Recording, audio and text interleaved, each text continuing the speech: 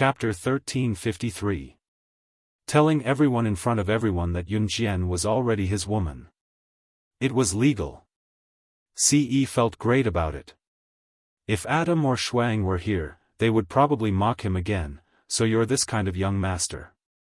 However, Adam and Shuang did not know that they were here. Adam was in Yulong mainland while Shuang was left behind by Ce in an Han group to take over his job. Have you seen enough? Ce asked when he saw the instructor still looking at his and Xiao Jian's marriage certificate.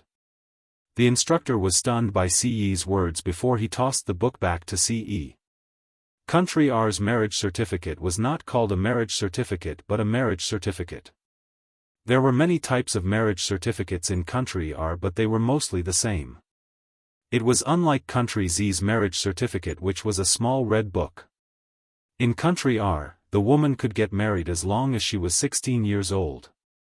Ce caught the book the instructor tossed back without even looking at it and put it back in his pocket. His deep gaze was fixed on Yunjian, not even willing to look away. Before he pulled Yunjian to the forest, Ce left a line that made one's imagination run wild. Since we're on board, we have to buy tickets. When Ce said that, Yunjian pinched the fleshy part of his waist that was devoid of excess fat. In the eyes of the others, Yunjian's action was a public display of affection. Oh, right, it was legal. Oh my god, so Yunjian already has such a handsome boyfriend. No, it's her husband. It's so sweet, I'm so envious. Yunjian's husband caught the marriage certificate without even looking at it just now. He must be quite skilled. They're a perfect match. They're so compatible.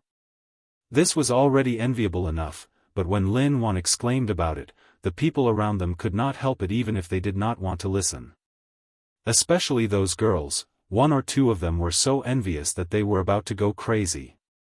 Lin Shuya was so envious that her fingertips had already dug into her palms. Shuya, come here for a moment. At this moment, one of Lin Shuya's followers suddenly leaned his head close to Lin Shuya's ear and said something.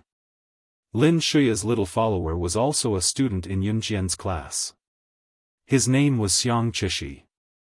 Xiang Qishi was so envious that she wanted to die, but she didn't dare to do it herself, so she went to Lin Shuya and whispered a lot. In the end, Lin Shuya narrowed her eyes and smiled. Then she nodded and said softly that only Xiang Qishi and herself could hear, what do you mean he's Yunjian's man? Which man doesn't like the new and hate the old?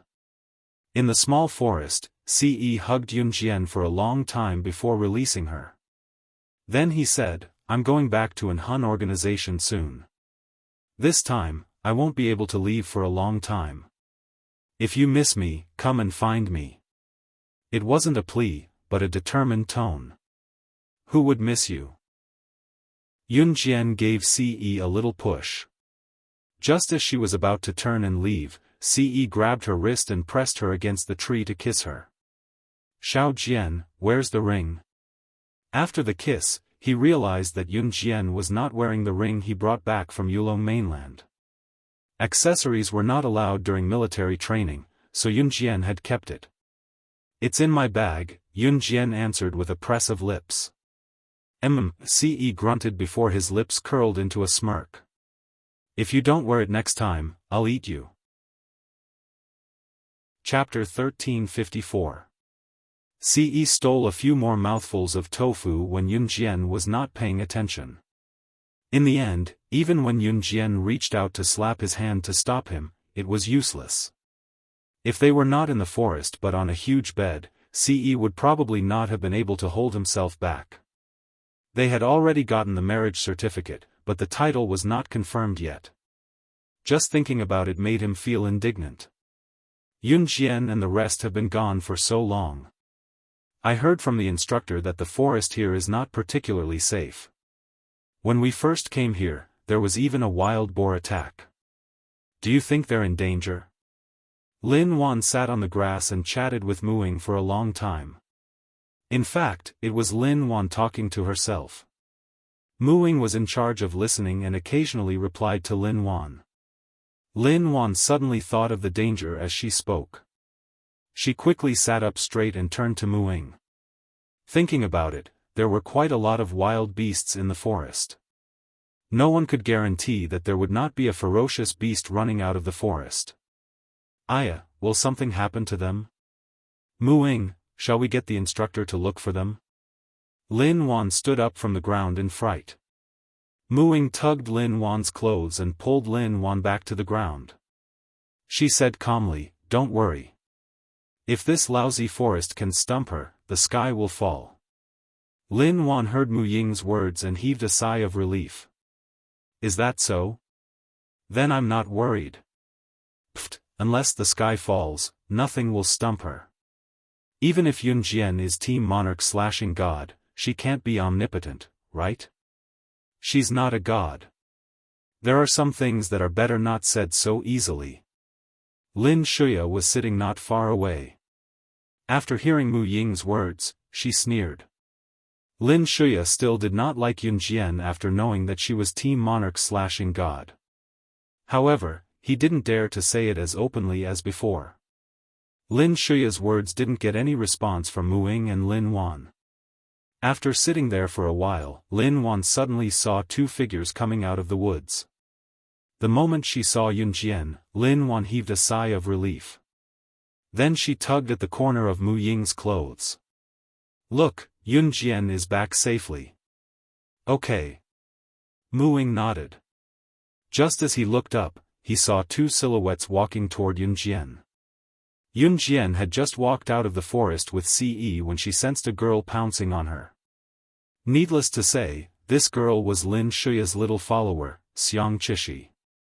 Xiang Qishi walked over and reached out to grab Yun Jian's wrist, acting like she was very close to Yun Jian. She wanted to pull Yun Jian aside while saying, "Yun Jian, you must be /God. I admire you so much. My friends also admire you very much. Can you come over and say hello to my friends?" Xiang Qishi wanted to pull Yun Jian away, but before she could reach out, Yun Jian dodged Xiang Qishi's hand and rejected coldly. "No." Xiang Qishi was stunned. She obviously didn't expect Yun Jian to reject her so decisively. On the other hand, Lin Shuya wanted to hit on Ce. Although she said something serious, she wanted to lean on Ce. "Handsome, are you and Yun Jian really married? How did you guys get married? Can you?" As Lin Shuya spoke, she even thought about it. Her breasts were well developed. She planned to rub her breasts against Ce's hand. As long as it was a man, he wouldn't be able to stand it. But imagination was beautiful. Lin Shuya didn't even get close to Ce. She couldn't even touch the corner of Ce's clothes. Ce didn't even look at her.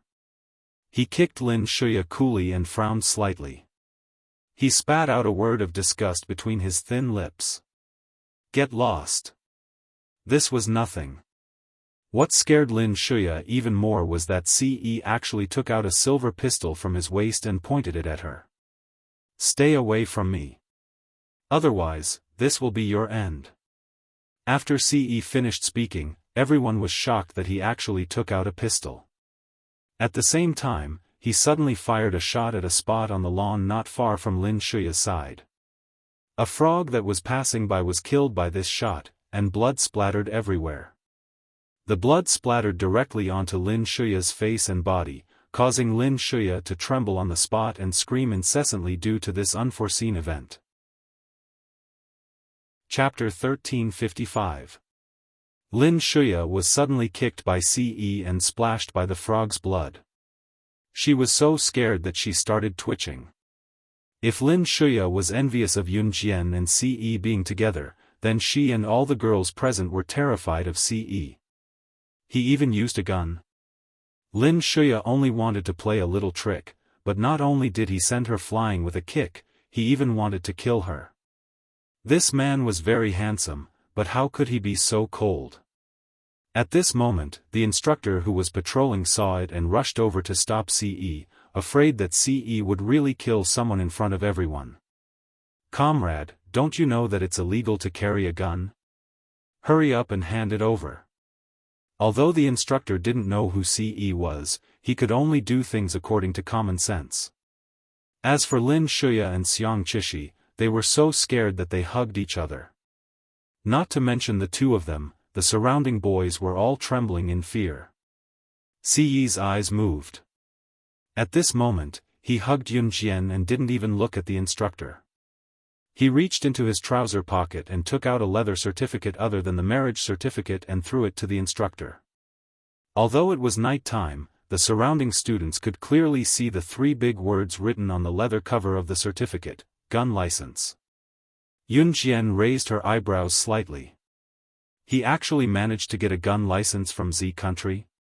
In the past, if CE came to country Z, he never cared about these things. He could have committed a crime and left country Z. With his status, even if the police pursued him, there would be no news. But he didn't.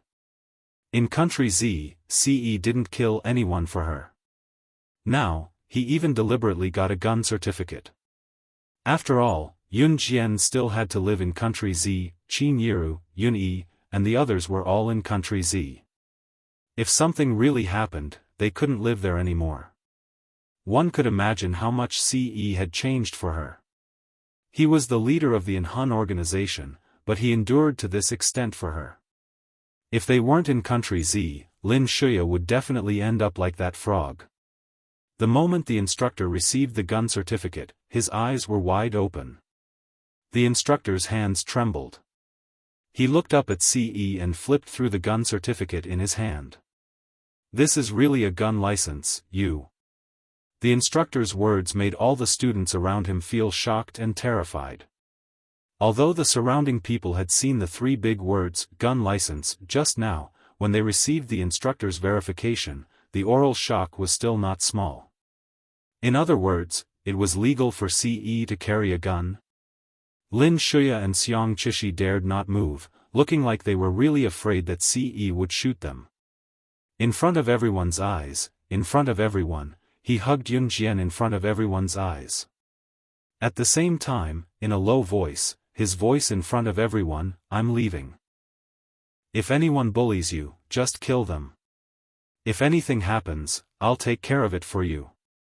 As soon as CE finished speaking, Yun Jian softly replied, an ordinary person would definitely not be able to produce a gun certificate."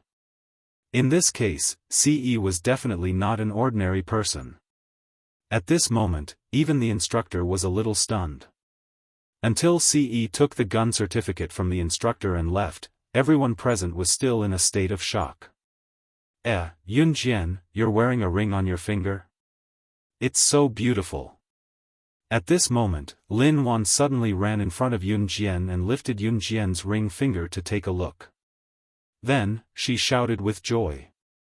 This ring was on her finger, and CE had deliberately chosen it. Yun Jian retracted her gaze from CE's direction and smiled slightly. Okay, go back to your tents and sleep. It's fine. Especially the students who are participating in the 7-day outdoor survival activity tomorrow. Go and rest. The instructor urged at this moment. Then, all the students returned to their tents. Chapter 1356. The next day, the sun was still shining brightly. It was summer, and the sun rose earlier in the south. At around 4:20 in the morning, the first rays of the morning sun had already appeared in the east. In less than 20 minutes, the sky would be completely bright. Yun Jian woke up at 4:30. The air was the freshest at this time. Taking a deep breath would give one a refreshing feeling that penetrated one's heart. Yun Jian pulled open the tent and came out. She gently stretched. At this time, the students in the surrounding tents were still sleeping. 6:30 was the time to wake up. At 7 o'clock, the students who planned to participate in this outdoor survival activity would be sent to the activity location by the school bus. "Student Yun Jian, you're up so early." Instructor Zhou came from the side at this time. He glanced at Yun Jian, then smiled and said, "It's not early. Yun Jian pursed her lips and smiled. Then, she put on her little white shoes, stood up, and walked towards the woods. "What are you going to do, student Yun Jian?" Instructor Zhou was stunned when he saw this. "Morning exercise," Yun Jian said as she stretched, then jogged towards the woods. Instructor Zhou, who was standing in the same spot, was stunned. Then, he smiled and stood in the same spot. He shook his head and praised, "What a good seedling." When Yun Jian came back from her morning run, it was already 5:30. The students were still not awake, except for a few instructors who were already awake and sitting on the lawn. When he saw Yun Jian, Instructor Zhou waved at her. "Hey, Yun Jian, you're back. The other students will wake up in an hour. Come over and let's talk." When Yun Jian saw this, she gently wiped the sweat on her forehead and walked towards the instructors. Then, she sat down on the lawn and looked at the instructors sideways. The students who don't need to participate in today's outdoor survival activity ended their military training early. So, last night, we asked the students to hand in small slips of paper asking if they wanted to participate in today's outdoor survival activity. There are a total of 15 classes in the entire grade, and there isn't even a single student in one class. How can we compete with the students from the Wulin Military Academy in the An province? One of the instructors gritted his teeth and said as he slapped a large piece of paper on the ground. Yun Jian raised her eyebrows slightly and asked, "In this outdoor survival activity, our school is competing with the students from other military academies from other provinces?" Instructor Zhou then replied to Yun Jian. "Yes. It's a competition to see which school has more students passing this activity. I'll talk about this later." Yun Jian pursed her lips and did not ask any more. Muing woke up at 6:00. At 6:30, all the students got up. The students who did not participate in the outdoor survival activity in the morning, and went home to rest after their military training.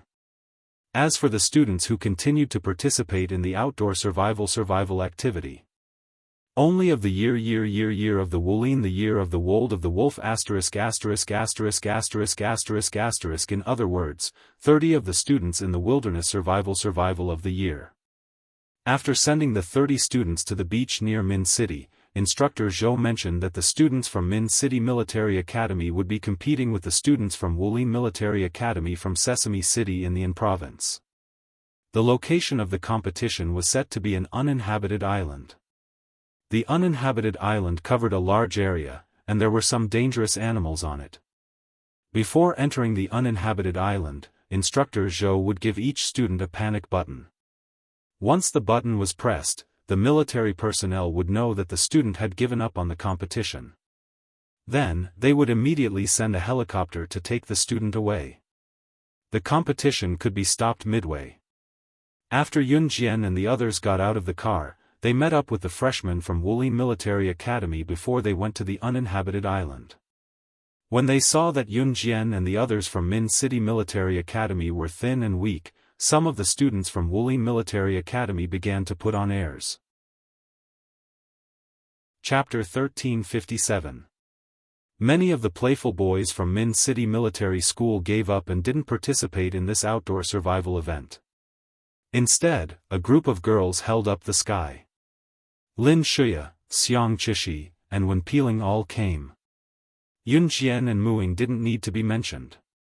On the night of choosing whether or not to participate in this outdoor survival event, Lin Wan also wrote, "Participate," on a small piece of paper. So, Lin Wan also came. In addition, a few girls from other classes were also there. Of course, there were still more boys.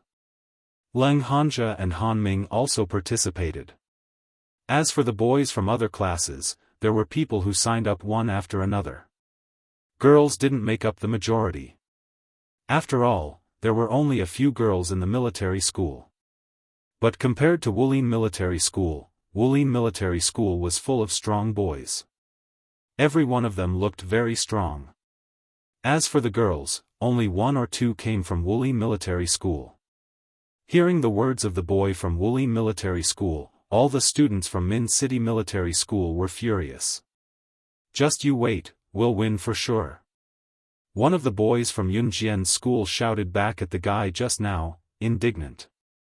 For a moment, the atmosphere on both sides was a little tense. All right, let's not hurt each other. After all, friendship comes first, competition comes second, Wen Peeling stood up and said in a very friendly manner. No matter how noisy the scene was, no matter how the crowd argued, Wen Peeling always showed a warm smile. Yunjian raised her eyebrows slightly.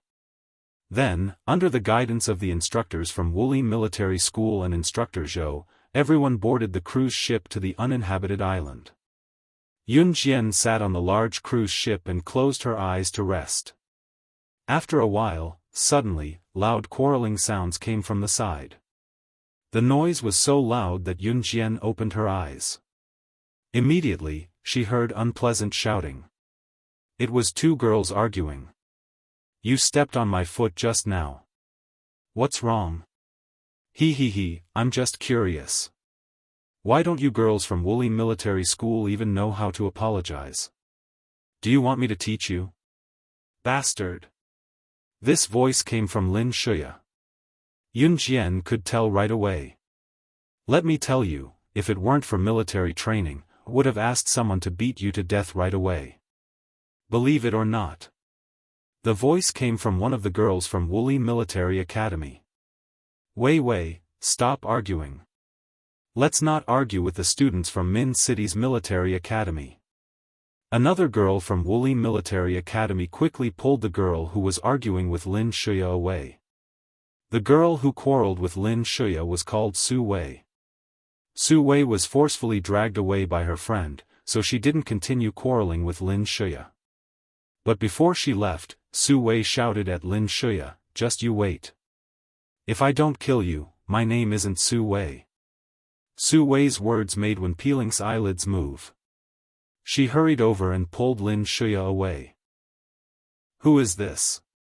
Lin Shuya screamed again. Yunjian lowered her eyes. Just as she was about to close her eyes again, she saw that Instructor Zhou had already started distributing the emergency SOS to each student. There was a button on the emergency SOS. Pressing the button would set the location. As long as a student didn't want to continue participating in the competition, they could press the button, indicating that they admitted defeat and intended to withdraw from the competition midway. According to the location on the emergency SOS, the helicopter would fly there to pick up the students. When Instructor Zhou handed the emergency SOS to Yunjian, Yunjian didn't take it. "I don't need it. Every student has one. Take it. You can do whatever you want with it," Instructor Zhou said with a smile. When Yunjian heard this, she took the emergency SOS and threw it directly into the sea outside the cruise ship without even looking at it. This throw meant that she had no way out. She didn't even have the right to withdraw from the competition midway. Seeing this, the group of boys from Wuxia Military Academy began to whistle and lean over. Some of the boys even teased, "Yo, this girl is quite fierce, but it's not very wise, huh?" Chapter 1358. Even if they're fools, it's not up to you to talk about our classmates. Trash Wuxia Military School. Lin Shuya didn't know what was wrong with her at this time. She actually helped Yunjian scold the boy. Lin Shuya helped Yunjian purely because Wuxia Military School and Min City's Military School were now enemies. It was one thing to quarrel with one's own people, but it was another thing to quarrel with outsiders. "What are you talking about, woman? Be careful that I don't beat you up." The boy from Wuxia Military School heard Lin Shuya's words and stood up directly and clenched his fist at Lin Shuya. After all, boys were stronger than ordinary girls. Seeing this, Lin Shuya shrank back and was a little scared. "Pa!" Just as the boys from Wuxia Military School saw Lin Shuya's cowardly look and laughed out loud, Yunjian's hand, which was originally attached to the armrest of the seat, suddenly exerted force. Hearing this, the group of people around looked over, only to see Yunjian's hand on the armrest of the seat. She exerted a little force and actually broke the plastic armrest of the seat. Although the armrest of the seat was made of plastic, because of its large size, breaking it was definitely not something that could be done with ordinary strength. Yun Jian looked thin and weak. Her small body looked as if she hadn't eaten much and had no strength at all. But with a gentle twist of her hand, she actually broke the plastic armrest directly. What kind of strength was this? The group of boys from Wuxia Military School were still laughing and mocking her just now. Now that they suddenly saw this scene, they were so scared that they stopped breathing. Damn! Damn it! This is not human. A boy from Wuxia Military School was so scared that he directly roared out after seeing this scene. However, he saw Yun Jian throw the armrest of the seat to the ground. She propped one hand by her ear and said impatiently, "You guys are very noisy." After hearing Yun Jian's words and looking at Yun Jian's actions just now, the group of boys from Wuxia Military School actually shut their mouths instantly and became terrified. Seeing this scene, the boys in Yun Jian's school laughed out loud. Damn, this is so satisfying. Yun Jian, you're amazing. We support you. Similar voices emerged one after another. But Yun Jian just turned sideways and closed her eyes to rest. When things quieted down, the group of boys from Wuxia Military School shouted at Yun Jian, "It's not good for a girl to be so rude. Be careful that no one will want you when you grow up." I want it, I want it. Such a beautiful woman, I can't wait to see her. What was even worse was that someone actually shouted at Yun Jian, "Hey, little sister, if we win this competition, will you be my girlfriend?" These words caused another uproar. No one from Min City Military Academy spoke up for Yun Jian either. Lin Wan originally wanted to scold them back for Yun Jian, but she was stopped by Mu Ying. When they arrived at the uninhabited island, the instructors reminded them again and again. In the end, they checked every student's military travel bag to make sure that they had enough food to survive for 7 days. Only then did they watch the group of students walk into the dense forest of the uninhabited island. Every student had brought enough food and necessities. After all, this group of students did not have any practical experience. It would be very dangerous to let them go in without bringing anything. Other than that, the instructors also prepared a military dagger for each student to defend themselves. When they just entered the forest of the uninhabited island, all the students from Wuxia Military School and Min City Military Academy walked together. At first, the sun was shining brightly in the sky, so even when they walked into the forest, it did not feel eerie. As Lin Wan walked, she seemed to be affected by the environment. She turned her head to look at Yun Jian, then turned her head to look at Mu Ying and asked, "Mu Ying, how was it when you and Yun Jian were in the Amazon forest? Can you tell me about it?" As she spoke, Lin Wan blinked curiously. Chapter 1359. Damn, are you kidding me? 2 girls have been to the Amazon forest. Are you kidding me? Do you have passports? Can you go abroad? I don't believe you. A Wuxia Military School boy, who had been leading the clamor and looked like a ruffian, shouted first. He then looked at Yun Jian and Mu Ying with a scrutinizing gaze. Everyone present could feel the look of disbelief on his face. That's right. If this was said by a man, I could still believe it. But if it's said by 2 skinny girls, I won't believe it even if you beat me to death. Standing next to the ruffian boy, another boy who was close to the ruffian boy also laughed in collusion with him. The former was called Wu Bukue, and the latter was called Ma Xiaoyao. Both of them were famous freshmen in Wuxia Military School. Their strength was not bad, but their character was not good. Especially Wu Bukue. Due to his outstanding performance during the military training, he attracted the admiration of many girls. He even secretly took advantage of many girls. In Wu Bukue's own words, he wanted to f*ck all the beautiful girls. When he saw Yun Jian just now, he already felt that she was not bad. But boys, especially boys who were in puberty and had the strongest desire to win. Once they heard that a boy was better than them, they would want to compete. Not to mention that a girl was better than them. If a girl was better than them, of course, they would not admit it. Unless this girl could convince him wholeheartedly. Originally, Lin Wan only wanted to ask Muing, but she did not expect the boys from Wuxia military school to speak up. Therefore, she stomped her feet angrily. Muing completely ignored the boys. She pretended that she did not hear what the boys said. She directly said to Lin Wan, "That was a long time ago. Yun Jian and I stayed in the Amazon forest for half a year. When we first went in, we did not even have a dagger, let alone food. In the Amazon forest, which was full of beasts, I met a group of cheetahs as soon as I went in." Muing suddenly turned to ask Yun Jian, what was the first beast you encountered after entering the Amazon? At this time, Muing asked Yun Jian.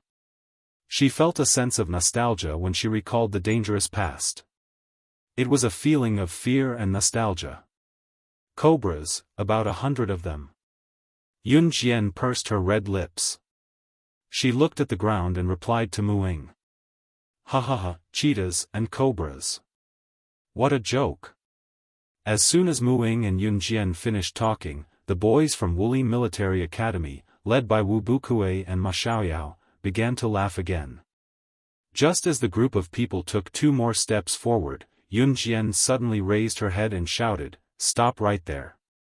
Hearing Yun Jian's shout, everyone around was so scared that they stopped in their tracks.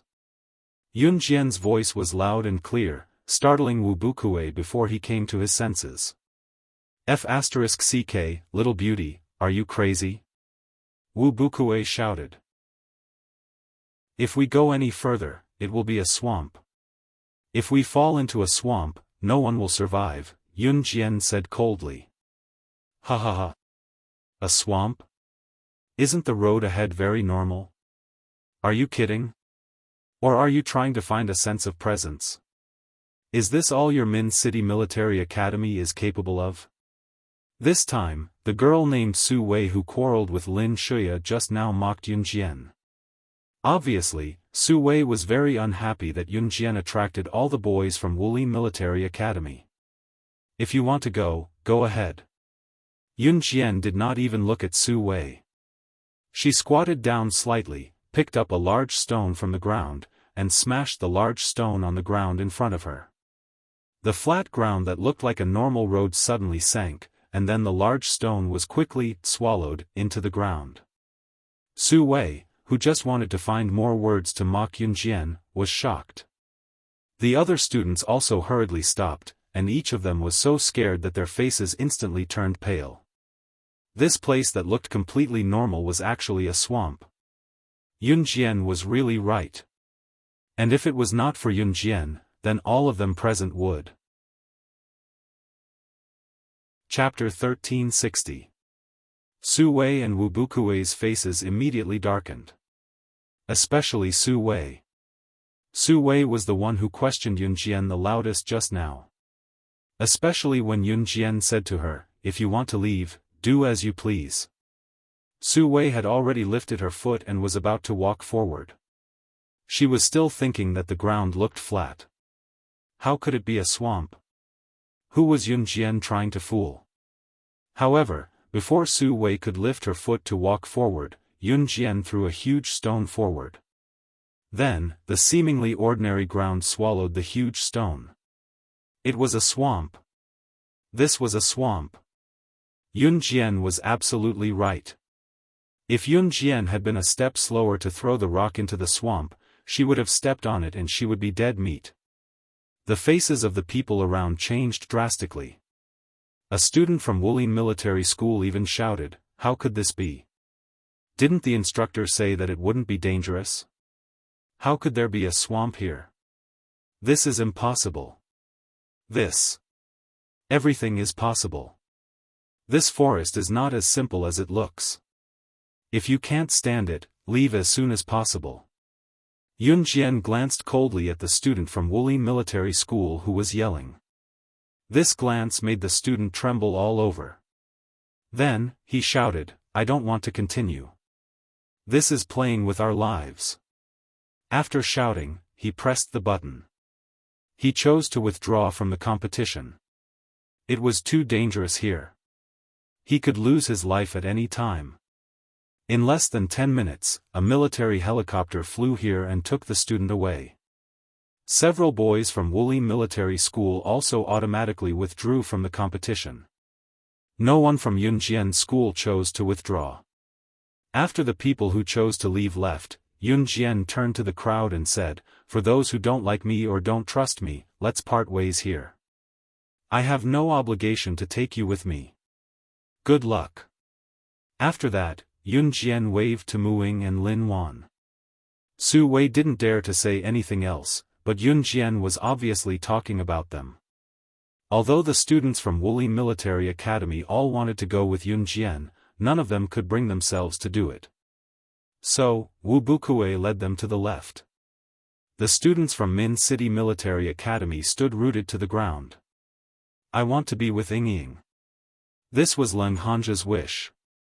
"Let's go together. We can only win if we work together. Besides, it's quite dangerous here. I think Yunjian knows a lot about survival in the wild, so I'll have to trouble her to lead the way. This is also for the honor of our school." As soon as Leng Hanja finished speaking, Wen Peeling immediately added, "You can follow me, but you are not allowed to question my judgment. Otherwise, leave." This was Yunjian's principle. She stood in front of everyone and spoke coldly with an expressionless face. "Do you really think you're—" Lin Shuya was a little unconvinced after hearing this. She muttered a few words, but Wen Peeling immediately covered her mouth. "That's enough. From now on, everyone will listen to Yunjian. If anyone has any objections, they can leave by themselves if they have the ability." After all, Leng Hanja was the oldest in the group. As soon as he spoke, everyone was stunned. As expected, no one dared to say anything else. The group then walked in the opposite direction of the Wuxia Military Academy students. After walking for about half an hour, they suddenly heard a cry for help coming from behind them. Just by listening, one could tell that it was the group of students from the Wuxia military training who were running towards them as fast as they could. They were also shouting for help, which made Leng Hanja and the others frown. "Ah! They're catching up. There are so many snakes. What do we do? I don't want to stay in this godforsaken place anymore. We'll die. Ah, F***CK, run. Run." Did the students from Wuxia Military Academy lead the danger here? Chapter 1361. Yunjian's eyes flashed, but her expression didn't change.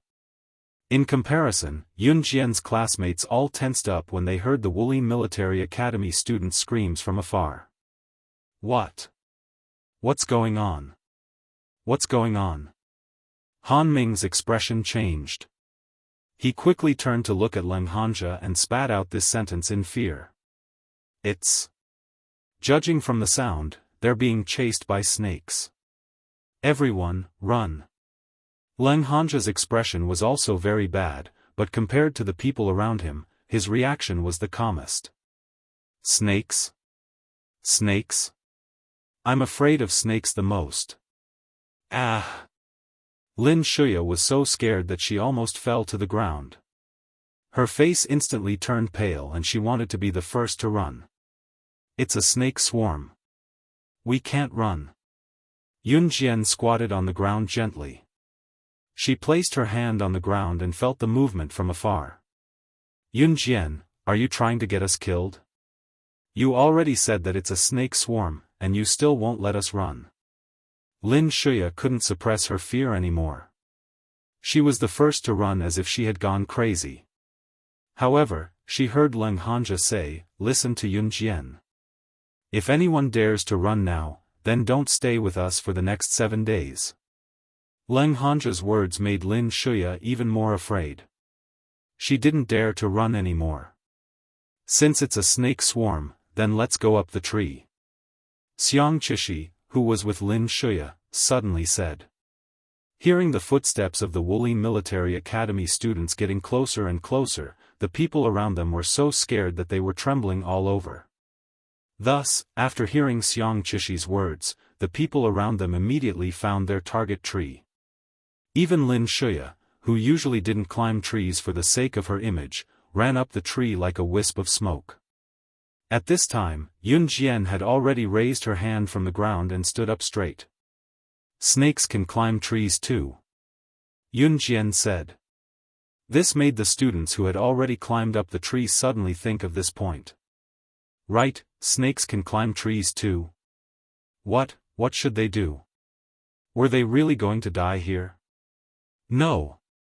They didn't want to die. At this moment, Yun Jian calmly said, if you have any flammable items like paper or books, take them out. Snakes are afraid of fire and smoke. Where there's fire, there's smoke. As long as there's fire, it won't dare to come over. Hearing Yun Jian's words, the boys immediately realized this. With that, the students tossed their books and papers into a pile in their military travel bags as fast as they could. Yun Jian then took out a lighter and flicked it on before tossing it into the fire together with the lighter. At this moment, he happened to see the group of Wuxia Military Academy students chasing after a group of dozens of snakes, rushing over. When they reached the bonfire, all the students from the Wuxia Military Academy jumped over. Meanwhile, the snakes that were crawling towards them suddenly realized something. They turned around abruptly as if they had met their natural enemy and ran away in the blink of an eye. The people around her maintained their fighting and fearful expressions at all times. Only Yun Jian stood behind the fire with her arms crossed, watching the group of snakes disappear into the distance. When the group of snakes was really far away, the students on the tree all climbed down. Su Wei, Wu Bukue, and the others who had just led their classmates in another direction heaved a huge sigh of relief. On the other hand, Yun Jian's classmates were all amazed by Yun Jian's calmness after the incident. She was calm, she didn't seem to be panicking at all. Then, everyone suddenly remembered that Muing said that she and Yun Jian had lived in the Amazon forest before. Yun Jian also said that when she entered the Amazon forest, the first beast she encountered was a group of snakes. Wasn't the way she chased away the snakes just now common sense for survival in the wild? If that was the case, Yun Jian, did you really stay in the Amazon forest for 6 months? Leng Hanja frowned and looked at Yun Jian. Chapter 1362. Everyone's curiosity was piqued by Leng Hanja's question. Yun Jian felt everyone's gaze on her, but she wasn't afraid of being stared at all. Instead, she welcomed everyone's attention. Her red lips curled up slightly. Finally, under everyone's expectant gazes, she said, "What does it matter if it's true or not? There are believers, and there are none who don't. I have nothing to say."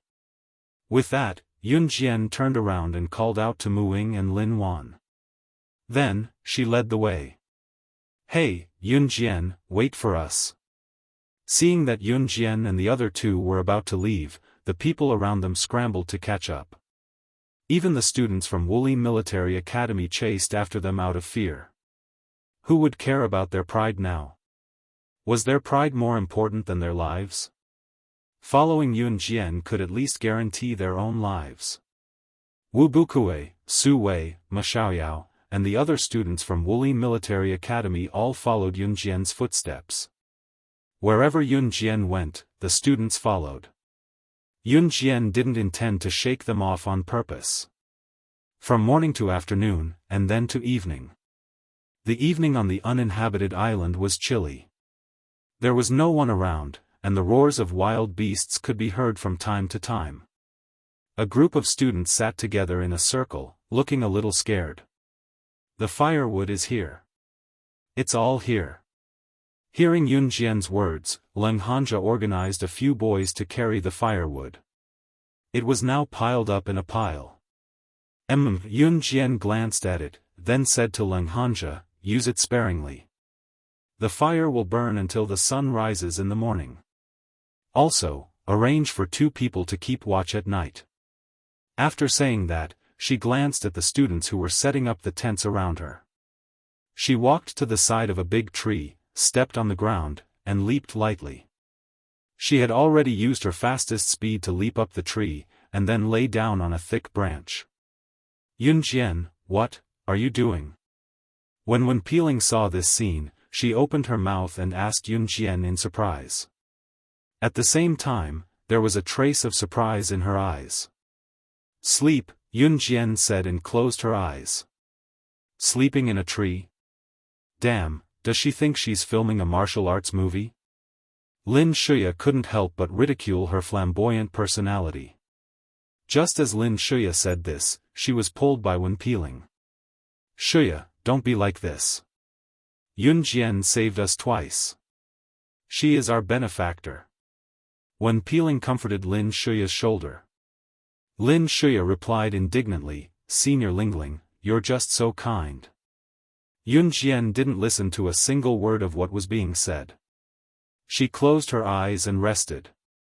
For the next 3 days, they settled down here. During the day, the group of boys would go to the beach to fish. Then, they would collect firewood and light the firewood at night. This was to prevent the surrounding beasts from approaching without anyone noticing. On the 4th day, the group of people picked fresh mushrooms. When they were about to cook and eat them, they were stopped by Yunjian and lectured. Early in the morning of the 5th day, Yunjian was woken up by a scream. She opened her eyes and jumped down the tree. She saw Wen Peeling and a few girls shouting in horror. The group of people around them revealed a panicked expression. Shuya is gone. Shuya is gone. How could a person disappear all of a sudden? Someone asked with a pale face. Ah, I remember now. Yesterday evening, she walked towards the beach alone. I saw her and asked her what she was doing, but she ignored me. Then, I remember that I went to sleep first. A girl's voice trembled slightly as she spoke. In such a gloomy forest, someone in the group suddenly disappeared. This was an indescribably terrifying event. What do we do? What do we do? A girl was so scared that she couldn't speak. Chapter 1363. How did this happen? Why didn't I keep a close eye on her yesterday? Why didn't I notice that there was no one in her tent before I went to bed? Wen Peeling's body trembled as she was comforted by a group of girls. She looked like she had suffered quite a shock. It's okay, Shuya will be fine. Xiang Chishi was scared half to death as well, but she stubbornly held on to her fear. Yunjian jumped down from the tree and walked over. Did you find her? At this time, the boys who ran to the beach had returned. Wen Peeling quickly ran over and held Leng Hanja's hand. Leng Hanja shook his head. He pushed Wen Peeling's hand away and walked over to Yunjian and Muing. Yunjian, in this situation, should we leave or? Leng Hanja asked for Yunjian's opinion. Stay, Yunjian said without thinking. Damn, my cousin is missing. Are you even human? You're happy that my cousin is missing, aren't you? You hate my cousin for what she did to you before, don't you? When Han Ming heard Yunjian's words, if the people around him didn't hold him back, he would have charged at Yunjian like he had epilepsy. You can leave if you want, if you can. Yunjian stood where she was with her eyes downcast as she spoke nonchalantly, baffling everyone around her. What do you mean? Han Ming stared at Yunjian for 2 seconds and said uneasily. There's a location blocker installed all around us. The emergency devices we have on hand have all lost their effectiveness. A girl with a rather enchanting figure walked over from the side. Looking closely, it was Muing. Muing held 3 or 4 things that looked like routers in her hands. However, they weren't routers. I only found 4 of them. The entire island is installed with these. The instructors won't be able to receive our emergency devices. Mu Ying handed the 4 location jammers to Yun Jian and explained to everyone. Didn't you find these location jammers? A few of the students did not believe him. They quickly pressed the emergency button on their body several times. However, after waiting for 10 minutes, 20 minutes, 30 minutes, there was no sound at all. The instructors wouldn't even send a helicopter to rescue them. How? How did this happen? Only then did the students realize the severity of the situation. They were all scared out of their wits. Unless you find all the location jammers within 100 meters of us, your emergency devices won't work. Yun Jian looked at all the location jammers that Mu Ying handed to her. Then, she stood up straight and said. As she spoke, Yun Jian threw all the location jammers on the ground. These location jammers only have an effective range of 100 meters. However, if you want to find them, you have to search through all the soil, trees, or leaves within 100 meters, Yun Jian said. I found 4 within 100 meters just now. There should be more, Mu Ying said. If you want to go out and find Lin Shuya, look for the location jammers. Yun Jian pointed at the location jammers on the ground. On the 5th day, a group of people gathered together to look for location jammers. On the 6th day, they had found more than 10 location jammers. Yun Jian took Lin Wan's emergency device and looked at it. She suddenly stood up and said, there's another location jammer within 100 meters. As long as we find that location jammer, the emergency device can be used within 100 meters. This was definitely a man-made incident. Because it wasn't just within 100 meters. Every corner of the island was installed with location jammers. Someone did it on purpose. Then what are we waiting for? Let's go look for it. When Peeling's hands tightened and her feet stopped moving, she said excitedly. Yes, yes. We have to contact the instructor quickly. Lin Shuya's travel bag is still with us. If something happens to her, we... Xiang Chishi said fearfully. Bah! What happened? My cousin wouldn't. Han Ming was halfway through his sentence. Found it. It's here. At this moment, someone stood in the distance and shouted to everyone. The student found the last location jammer. He had just recovered from the excitement of being afraid but about to be redeemed. He dug out the last location jammer from the soil. However, he took a big step back and suddenly stepped on something fleshy in the grass. The student stood still and looked over curiously. In the end, he saw. Yun Jian stood in the distance. She had just turned her head when she saw the student leaning over to look behind the grass. At the same time, the student screamed and sat on the ground. Then, he shouted crazily and screamed in fear. Chapter 1364. In the bushes, Lin Shuya's eyes were wide open. There seemed to be a trace of blood flowing from her eyeballs. Her lower body had a fatal wound from being bitten by wild beasts. She was suddenly placed in the bushes that could cover her body with her eyes wide open. The student who shouted just now happened to see a trace of blood flowing from Lin Shuya's wide-open eyes. She looked like a female ghost in a movie that died with a grievance. Lin Shuya's body was completely cold and stiff. This was the body of a dead person. Within an hour after death, the body would be completely stiff. This was also the reason why the shroud must be put on within an hour after the death of the elderly. Because once the person died and couldn't change into other clothes in time, it would be very difficult to change clothes after an hour. When the soul returned to reality, the moment the student saw Lin Shuya's body, he sat down on the ground and crawled away. Hearing the student's words, everyone around screamed. It was the kind of fear, horror, and indescribable fear that came from the bones. No. How is it possible? How could Shuya be dead? This is impossible. Impossible. Han Ming was so scared that he didn't dare to go forward and take a look. Leng Hanja heard the voice. Although his hands were trembling violently, he still went forward with a few braver boys to take a look. Before leaving, Leng Hanja said to Muing, "Ying, don't be afraid. Just stand here." Before he finished, Muing followed Yun Jian's footsteps and walked towards Lin Shuya's body. Dead. Dead. Really, really dead. Su Wei, who had quarreled with Lin Shuya on the cruise ship, was also scared. She sat down on the ground. "I want to go home." Seeing this scene, some of the boys cried and shouted that they wanted to go home. When Peeling and Xiang Chishi stepped back, they were so scared that their faces changed drastically.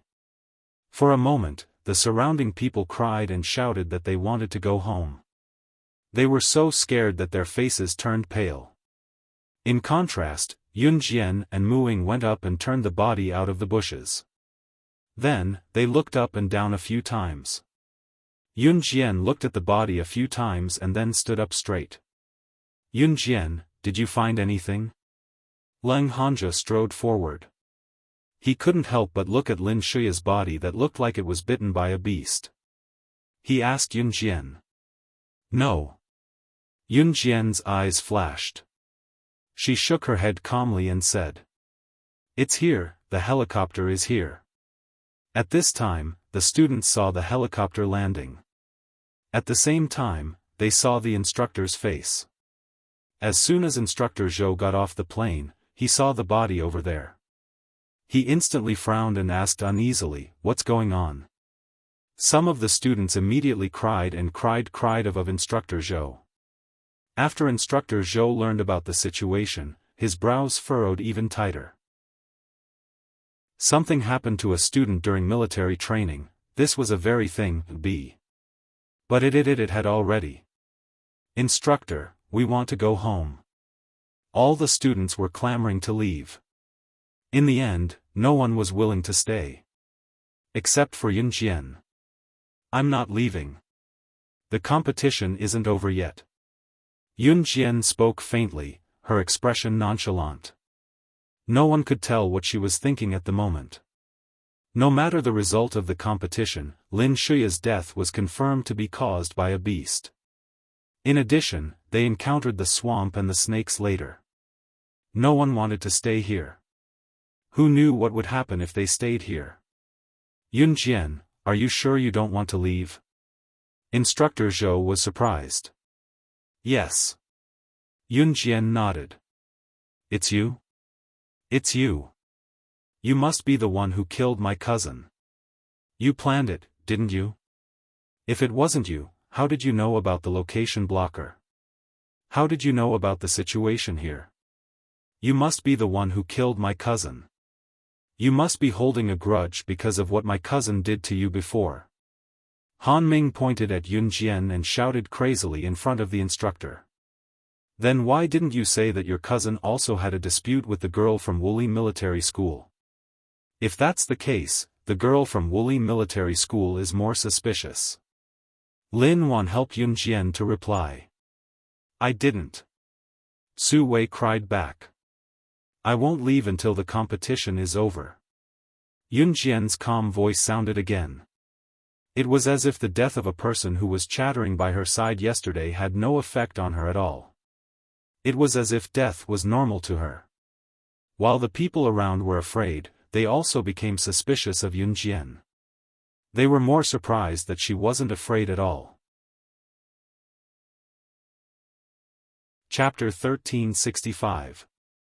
"We're already at this point and you're still not leaving, Yun Jian. Shuya. Ken, you must have killed her. Only you would be at odds with Shuya, and you are the strongest. It's easy for you to take advantage of our absence. You are the biggest suspect. Instructor. Instructor, hurry up and arrest her. Don't let her run away." Han Ming was so agitated that he couldn't control himself. If it weren't for the people around him, Han Ming would have pounced on Yun Jian. "All right. We'll talk about everything after the 7-day survival event tomorrow." Instructor Zhou glanced at Yun Jian and said. Yun Jian, since you're not leaving, Min City Military Academy will win the competition if you can hold on until noon tomorrow, Instructor Zhou said and called the other students to leave. As for Lin Shuya's body, no one dared to look at it. Ying, let's go. Leng Hanja waited for Instructor Zhou to finish speaking before he turned to grab Mu Ying's hand. However, Mu Ying dodged his hand. I'll stay with Yun Jian, Mu Ying said coldly.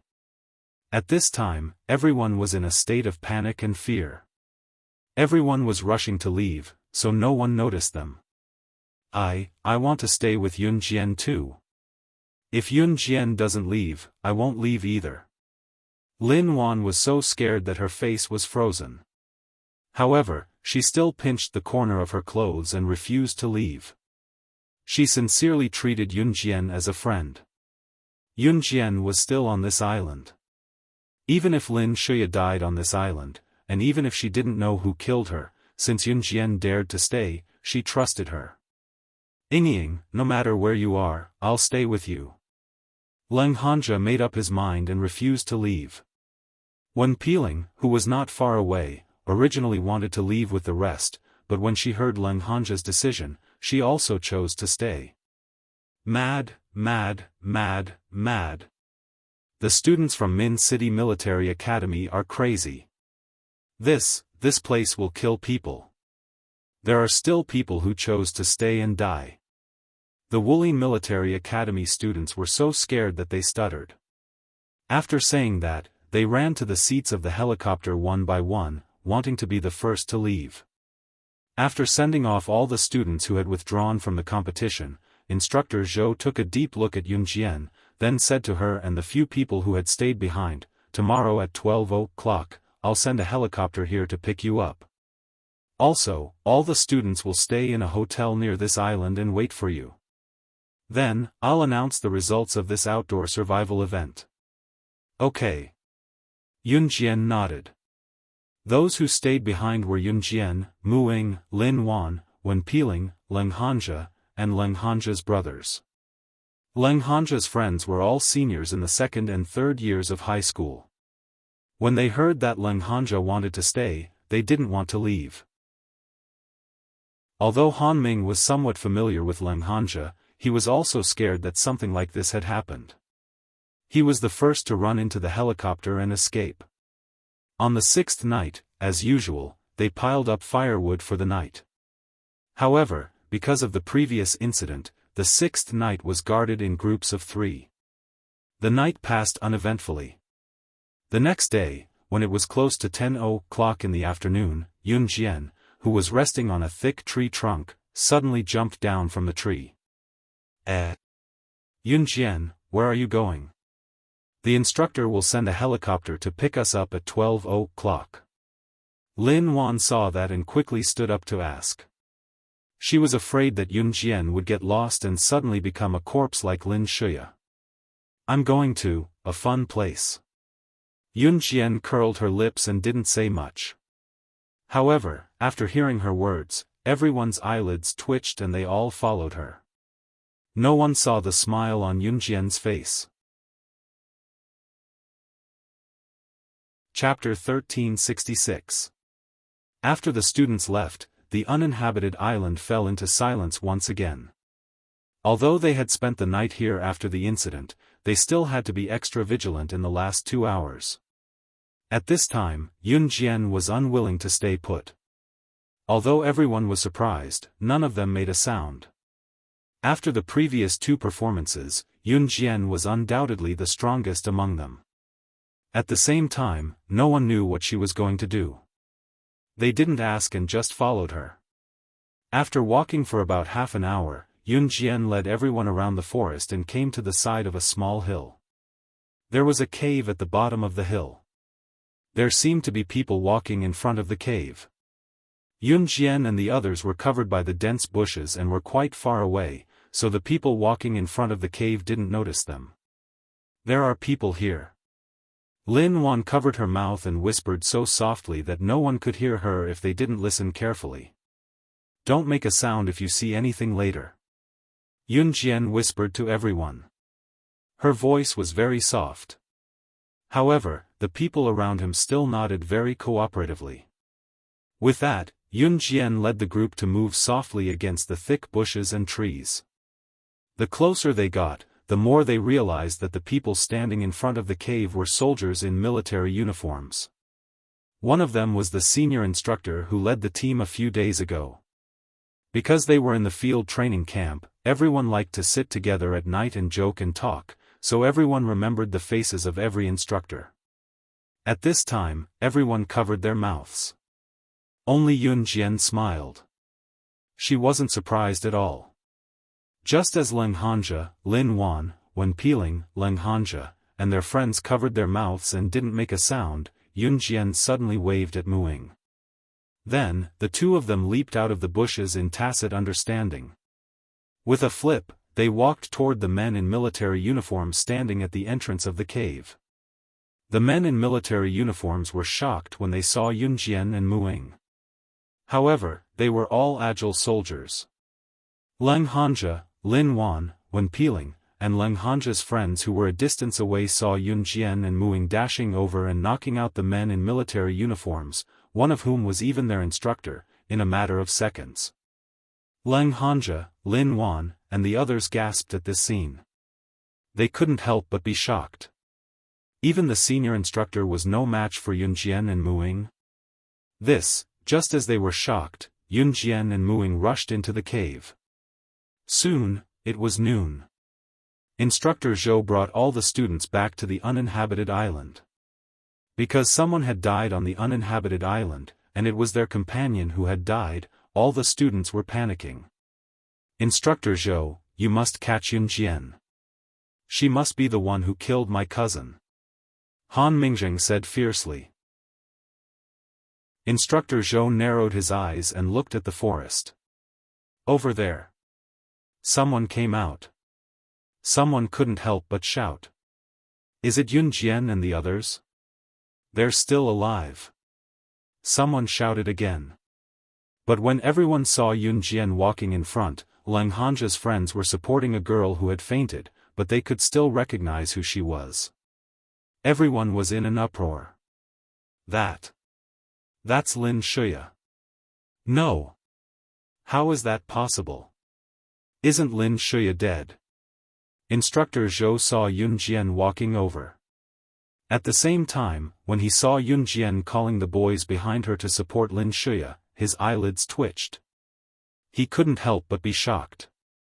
He thought Yun Jian was brave enough to insist on staying on this island. But who the hell could tell him, how did she manage to break his flawless plan? Chapter 1367. Instructor Zhou lost his composure as he was the first to run toward where Yun Jian and the others were coming from. Looking at Lin Shuya who had fainted, Instructor Zhou held his forehead. The surrounding students were so shocked that they couldn't close their mouths. Han Ming, on the other hand, took 2 steps back. He was so scared that he screamed, "Es Shuya? No, isn't Shuya already? She's a ghost? Ah. A ghost." Han Ming was so scared that he took 2 steps back. He had an indescribable cowardice. However, someone had already noticed that Lin Shuya, who was supported by Leng Hanja's friends, had a body temperature. This proved that she was still alive. Lin Shuya isn't dead. She's still breathing. A few observant girls noticed that although Lin Shuya was still unconscious, the collar below her nostrils was still floating gently. This meant that she was still breathing. What's going on? I clearly saw Lin Shuya's corpse. How is this possible? The first boy who discovered Lin Shuya's corpse stood out and asked in shock. Are you referring to the fake corpse? If you had looked carefully, you would have easily seen that it was fake. Although it was made to look like Lin Shuya, its characteristics wouldn't have changed. At that time, you were only afraid because Lin Shuya had been missing for a whole day. When you saw the corpse, you instinctively thought that it was Lin Shuya. You didn't even see clearly whether she was real or fake. Muing stood beside Yun Jian and explained Yun Jian's doubts to everyone. Mu Ying's words revealed everything in one sentence. Indeed, after the incident, everyone didn't want to examine the corpse carefully. Even when Leng Hanja approached the corpse, he didn't dare to look directly at it. This also meant that everyone had missed the opportunity to discover the truth. Is it fun to be a spy? Yun Jian suddenly turned sideways and looked at Wen Peeling. She crossed her arms and narrowed her eyes. Wen Peeling, who was called out, was stunned. Instructor Zhou was stunned again. Instructor Zhou was the one who arranged this mission. He wanted to test the standards of this batch of freshmen. In fact, there were many flaws in this. For example, if the student who exclaimed at that time had taken a closer look and realized that Lin Shuya's body wasn't real, then there wouldn't have been so many students quitting the competition. This could be considered a test of a person's psychological quality. However, Instructor Zhou did not expect that Yun Jian had seen through all of this. Originally, Instructor Zhou was the creator of the game, but why did he feel that at this moment, he was the confused passerby that was being played by Yun Jian? Yun Jian, what do you mean? Did senior sister Lingling offend you? How dare you call her a spy? Han Ming had a good impression of Wen Peeling, so when he heard Yun Jian's words, he immediately shouted back. I really can't hide it from you at all. Then I won't pretend anymore. But I have to say, junior sister, you're really amazing. When Wen Peeling heard Yun Jian's words, she was stunned for a few seconds. When she came back to her senses, she smiled at Yun Jian and said. In order to pretend that it was real, she even went against her conscience to secretly look at Leng Hanja and acted like she was in love with him. Han Ming originally thought that Yun Jian was randomly scolding people, but he didn't expect that. Wen Peeling was really, alright, it's time to tell you. I did call Shuya out to knock her out, but I didn't install the location blocker. Plus, I've been with you all the time, so I didn't have the time to do that. As for Shuya, you definitely didn't notice when I knocked her out. Junior sister, I'm really curious, how did you find out that I was with Instructor Zhou? Wen Peeling smiled generously. She changed her pretentious attitude and asked Yun Jian openly. Yun Jian looked up and met Wen Peeling's eyes. Just as Wen Peeling, Instructor Zhou, and all the other students were looking straight at Yun Jian's red lips curled up and she smiled faintly. The loophole is too big. It's hard not to find out. These words made the surrounding people feel a little ashamed. Chapter 1368. Wen Peeling and Instructor Zhou smiled awkwardly. It was obvious that they were embarrassed. However, it was rare for Instructor Zhou to meet someone as good as Yun Jian. I thought that none of you would be able to pass this time. Who would have thought? The few of you actually passed through directly. When you return to school this time, you guys will be in the elite class. Instructor Zhou smiled at Yun Jian and Mu Ying and Lin Wan who were standing beside Yun Jian. There were only 3 people who passed this time. They were Yun Jian, Mu Ying, and Lin Wan. Leng Hanja and his friends were seniors in their 2nd and 3rd year. Wen Peeling was also a senior in her 3rd year. None of them were in the elite class. In other words, the elite class was just organized and opened by Yun Jian's cohort. Therefore, the first batch of people who were selected were Yun Jian, Mu Ying, and Lin Wan. I can really enter the elite class? Oh my god. I can really. Yun Jian, we can really enter the elite class. Mu Ying, I'm not dreaming, right? Lin Wan looked at Yun Jian in disbelief, then looked at Mu Ying. She pointed at herself and was so excited that words couldn't describe it. Yun Jian, so you already knew that the corpse was fake from the beginning? A girl in the same class as Yun Jian asked. Hearing this, Yun Jian replied softly, yes. Since you knew, why didn't you tell us? You're too much. You're deliberately trying to make our Wooly Military Academy lose the competition, aren't you? Su Wei stood in the distance. After hearing Yun Jian's reply, she pointed at Yun Jian and cursed. The students from Min City Military School did not blame Yun Jian, because if it were not for Yun Jian, their school would not have won against the students from Wuxia Military School. But the students from Wuxia Military Academy were different. This was originally a competition between two schools. The school that had more people passing would win. But now, it seemed that no one from Wuxia Military Academy had passed. Therefore, Min City Military School's victory was assured. The students from Wuxia Military Academy were not convinced. Su Wei took the lead to scold Yun Jian. Hearing this, the students from Min City Military Academy couldn't hold it in anymore. However, before the students from Min City Military Academy could help Yun Jian rebuke them, Yun Jian spoke to Su Wei herself. Yes, I knew it from the beginning, but why should I tell you? Also, I can tell you very clearly that I deliberately want your school to lose the competition. If you have the ability, discover it yourself. As she spoke, she narrowed her eyes with a smirk. Yun Jian's words caused the students from Min City Military Academy to agree. That's right, you Wuxia Military Academy don't have the ability, and you still have the nerve to bark. He, our Yun Jian is powerful, so she can win. What about you? You don't have the ability, so what are you shouting for? Yes. If you have the guts, show us your ability. If you don't, then go away. The students from Min City Military Academy started to fight back vigorously and soon gained the upper hand. At this moment, all the students from Min City Military Academy were proud to be in the same school as Yun Jian. At this moment, Yun Jian was everyone's idol, the god that everyone worshipped. The god of killing. She lived up to her name.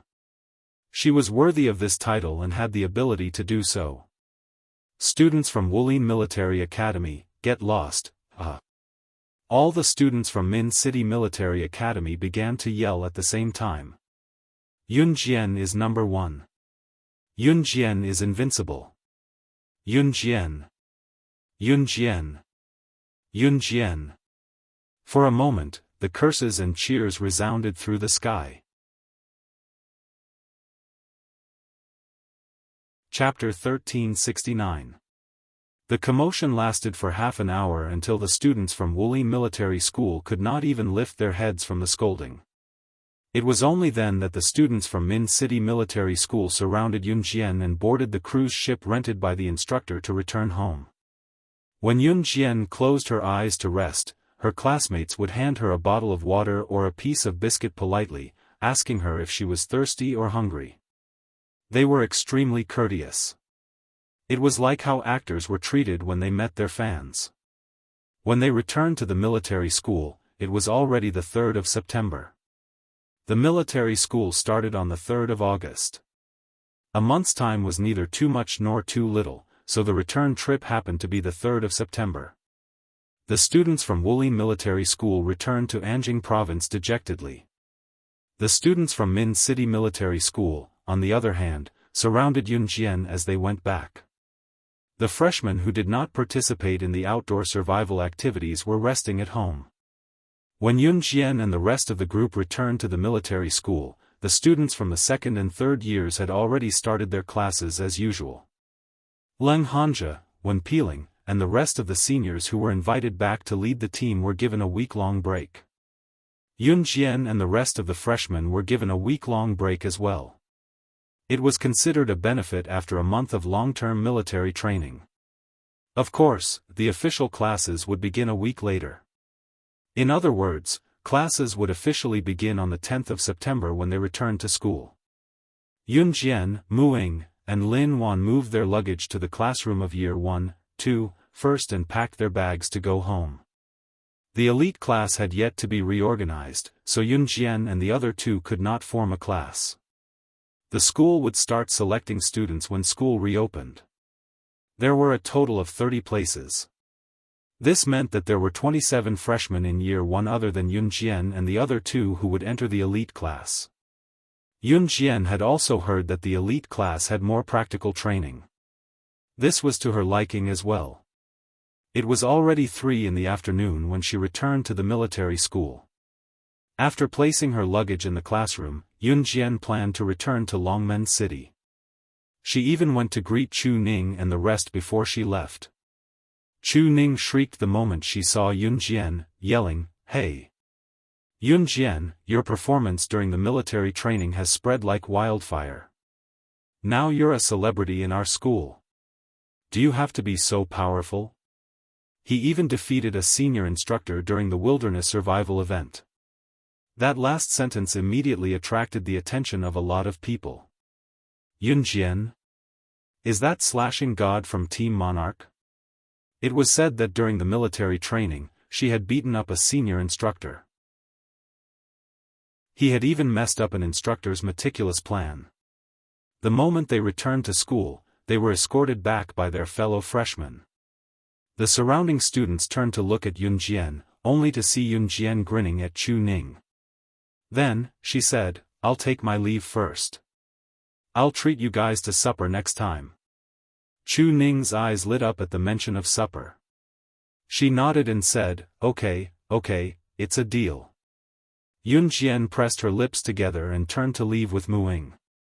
Lin Wan's parents were civil servants who worked in the government while her grandfather was a lawyer. Their statuses were extraordinary. Lin Wan, on the other hand, was physically stronger and had yearned to be as cool as a policewoman since she was young, so she chose to study in the military school. Lin Wan's upbringing was good.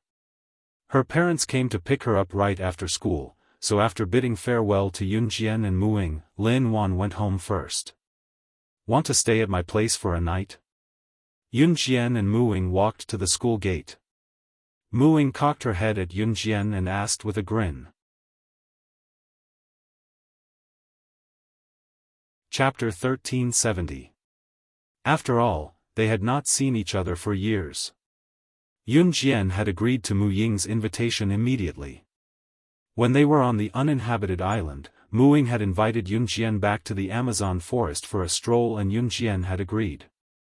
Therefore, Muing and Yun Jian had brought up the topic when they walked to the school gate together. "Yun Jian, let's go back to the Amazon forest together tomorrow?" Muing asked. Muing and Yun Jian were never joking. When they were on the uninhabited island, Muing and Yun Jian's conversation was very normal, but it was treated as a joke. However, even if there was no one around, their conversation would still be the same and would not change. It was just that their conversation was overheard by their classmates passing by and they could not help turning to look at them. Could it be that these two beautiful girls were fools? Yun Jian and Muing were not bothered. Yun Jian replied Muing immediately, "See you the day after tomorrow in Longmen City. I'm going home. I haven't been back for a month." Muing nodded at Yun Jian's reply. Yun Jian had already called Qin Yiru to tell her that she would not be going home tonight but tomorrow. Ying. Just as both of them walked out of the school gate and were about to turn into a fork in the road, Leng Hanja's loud shout came from behind them. Yun Jian and Muing did not even have to turn around to imagine Leng Hanja's current state. "Why are you following me?"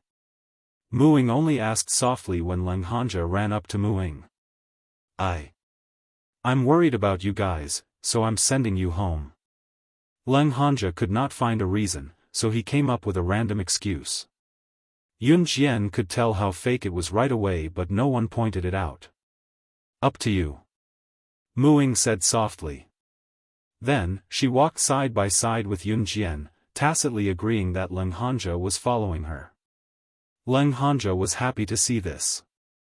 His Ying could finally let him follow her. He was already very satisfied with this. The Mu family was Mu Ying's family.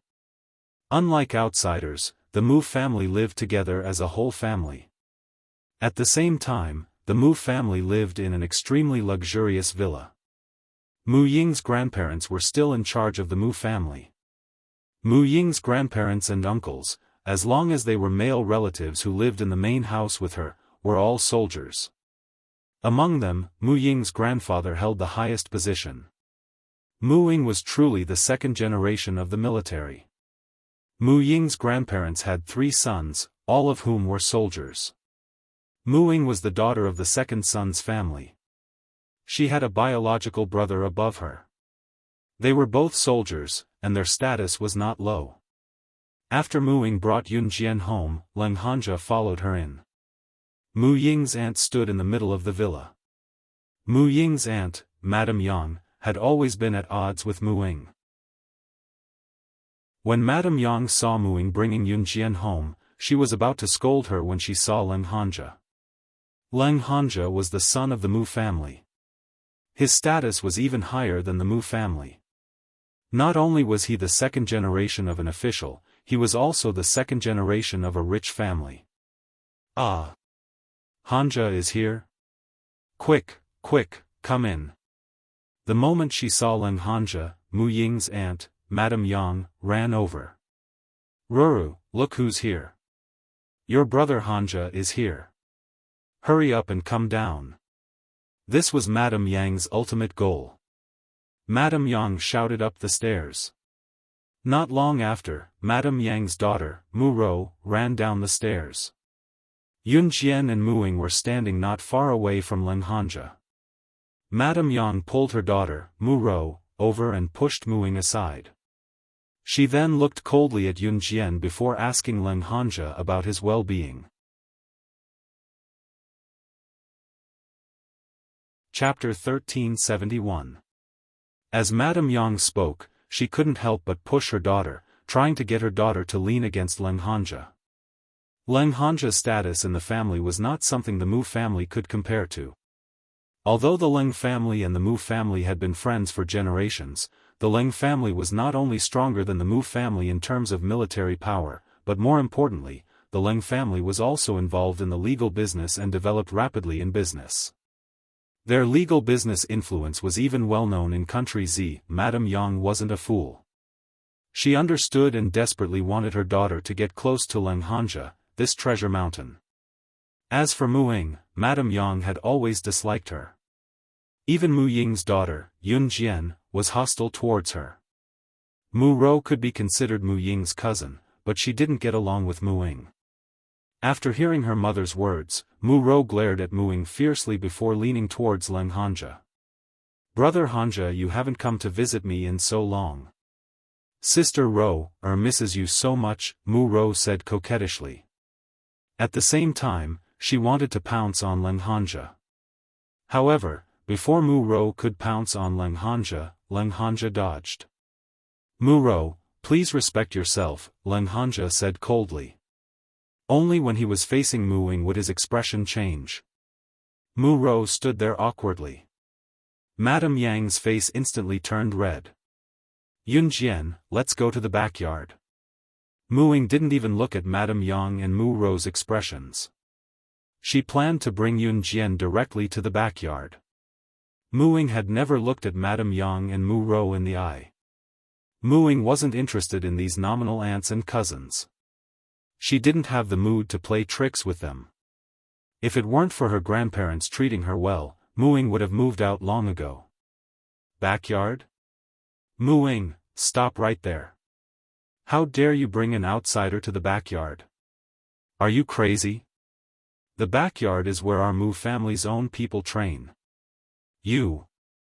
When Madame Yang heard Mu Ying's words, her expression changed drastically. She rushed forward and blocked Mu Ying and Yun Jian's path, not allowing Mu Ying and Yun Jian to continue walking towards the back door of the villa. Outsiders are not allowed to enter. Why haven't I heard of this before? Didn't Leng Hanja go there often? His surname isn't Mu Ying. Hearing Madame Yang's words, Mu Ying's face darkened as she spoke softly. Leng Hanja was a little disappointed to hear Mu Ying call him by his full name, but he was also glad that his Ying mentioned him again. In contrast to Leng Hanja's disappointment, Madame Yang's expression darkened. That's right, the backyard of the Mu family was a specialized training ground. The Mu family was originally a military family. All the men in the Mu family were soldiers, and half of the women in the military were women. As the leader of a military family, Old Master Mu had built a special training ground for the Mu family to practice their skills in protecting the country. This simple training ground was located in the backyard of the Mu family. Madame Yang stopped Yun Jian purely because she didn't like Mu Ying, so she found a random reason to stop Yun Jian. However, Mu Ying's words stunned Madame Yang. Indeed, Madame Yang stopped Yun Jian because Yun Jian wasn't a member of the Mu family. However, Leng Hanja wasn't a member of the Mu family either, and it wasn't his first time entering the backyard training ground. Madame Yang was speechless. At this moment, Mu Ying had already pulled Yun Jian to the back door and opened it. Ah! Yeah. Be careful of the fan.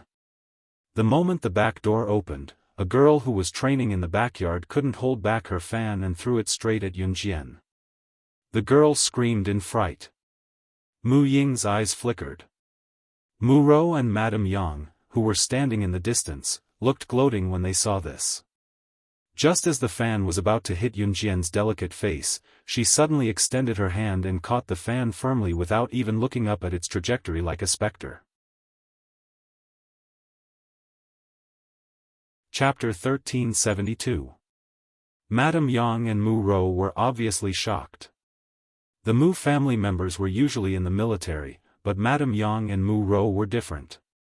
Madame Yang was born as a rich young lady, and she didn't want her daughter to fight and kill, so she wanted her daughter to take the high school entrance exams and college entrance exams. This was originally a very common thing, but it was not common in the Mu family. Other than the descendants of the Mu family who had no talent at all, the rest of the family members worked hard to become outstanding soldiers. Madame Yang actually envied the people in the Mu family from the bottom of her heart. Sometimes, when they went out, they even bragged about who was more powerful in the Mu family. But Madame Yang never thought that the friend that her most hated niece, Mu Ying, brought back would be so powerful. Madame Yang was dumbfounded. Like Madame Yang, Mu Rou was also dumbfounded. Mu Rou originally thought that she was the only one who didn't know how to use knives and guns, but now there was Yun Jian who didn't know how to use knives and guns even more than her. Because Yun Jian looked soft and weak, Mu Rou automatically classified Yun Jian as an ordinary person. But she never thought that Yun Jian would catch the fan flying towards her without even looking. If the fan hit Yun Jian's face, the pain would be unavoidable, but there wouldn't be any major problems. Just as Madame Yang and Mu Rou were stunned, they saw Yun Jian throw the fan back to the girl who had missed. Yun Jian seemed to throw the fan lightly, but when the girl over there caught the fan, her hands and feet were in a mess for a while. Let's go over there. Mu Ying pointed to a short and old wooden hut next to the training ground. Okay. Yun Jian softly replied. When the two of them walked over, Madame Yang and Mu Rou were still in shock. When Madame Yang and Mu Rou came to their senses, Mu Rou stomped her feet, then shouted at Yun Jian's back, "You're so powerful, if you have the guts, stay later and spar with my eldest cousin." Everyone could hear the provocation and unwillingness in her words. Yun Jian only laughed coldly, but didn't do anything else. Mu Rou, who stood rooted to the ground, could only stomp her feet. Leng Hanja, on the other hand, chased after Mu Ying. You. I haven't asked your name yet. You actually caught my fan just now, and also. I almost couldn't catch it when you threw it back at me. Can you tell me, how did you train to be so powerful? Can you teach me? The girl who accidentally threw the fan in front of Yun Jian immediately ran over. When Yun Jian and Mu Ying were about to enter the wooden hut, she caught up to Yun Jian and stopped her, looking at her with a pair of curious eyes. It's very simple. Yun Jian didn't say much, she only said these 3 words, then entered the wooden hut with Mu Ying. I'm Ying Ying's little cousin, my name is Mu Shuang. Big sister, can you tell me how to play this fan as well as you? The girl who called herself Mu Shuang saw Yun Jian enter the wooden hut, she followed up and asked. Mu Shuang was the youngest daughter of Mu Ying's uncle. She was 15 years old now, and was already in the 3rd year of middle school. She had been mischievous since young, but was determined to become an outstanding soldier. When she saw Yun Jian playing with the fan so well, she quickly ran over to ask. Yun Jian smiled faintly, but didn't say much. Thus, Mu Shuang followed Yun Jian and Muing into the wooden hut. Inside the wooden hut, Muing led Yun Jian to a place where weapons were placed, then pointed at a shabby little desk in front of them, where all kinds of butterfly knives were placed. "These are the butterfly knives I've collected over the years, I know you like them. I thought I'd never see you again, but now, I'm giving them to you personally." Muing turned to look at Yun Jian, her eyes flashing with sincerity. Hearing this, Mu Shuang didn't know what to say. Chapter 1373. Something flickered in Yun Jian's eyes when she heard Mu Ying's words. She went over and caressed the pile of butterfly knives on the small, shabby desk. Then, there was a deathly silence. It was as quiet as still water. At this moment, even the talkative Mu Shuang and the suspicious Leng Hanja couldn't help but hold their breaths. Just when Mu Shuang and Leng Hanja thought Yun Jian wouldn't speak, they heard Yun Jian's calm and gentle voice. "I like it a lot." Her voice sounded very ordinary, but compared to Yun Jian's voice, it was a little lighter. It was a voice that could make one's imagination run wild. Mu Shuang's heart trembled slightly. "It's good that you like it." Muing turned her head and smiled at Yun Jian. The way they spoke was very ordinary, as if they were strangers who had just met. But the two of them gave Leng Hanja and Mu Shuang the same feeling as if they were old friends. Although they didn't know why they felt this way, Leng Hanja and Mu Shuang were completely shocked. Even they didn't know why they were shocked. It wasn't until a rough and hoarse roar came from outside the wooden hut that everyone reacted. "What? Little sister Mu Ro, someone bullied you?" Who bullied you?" The male voice was slightly hoarse, as if he was shouting at the top of his lungs. Soon, Mu Ro's soft and pitiful voice came from outside the wooden hut. No one bullied me." Cousin Muing also didn't casually bring strangers into the backyard.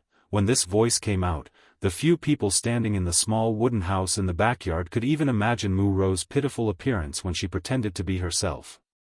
"What? Muing brought strangers into the backyard? That's our Mu family's secret training ground. Does she want the whole world to know that we have a training ground? I'm going to teach her a lesson now." The rough male voice growled angrily. Then, they could hear the owner of the male voice walking towards them with large strides. "Let's go out first," Muing said to Yun Jian with a slight frown. "Okay." Yun Jian nodded. When the two of them were about to walk out of the cabin, they heard Mu Shuang's surprised voice. Why are there fewer butterfly knives here? Didn't I just count 21? Right after Mu Shuang spoke, Yun Jian parted the hem of her shirt and showed the butterfly knives strapped to her waist side by side for her to see. Mu Shuang was stunned. After a while, she came back to her senses and stared at Yun Jian with wide eyes. When did you hide the butterfly knife? I clearly saw that you didn't do anything just now. And how did you hide so many butterfly knives? It looks like you didn't hide anything at all. This is too powerful." Mu Shuang's words were exactly what surprised Leng Hanja. Yun Jian smiled. She didn't say anything and walked out of the cabin with Muing.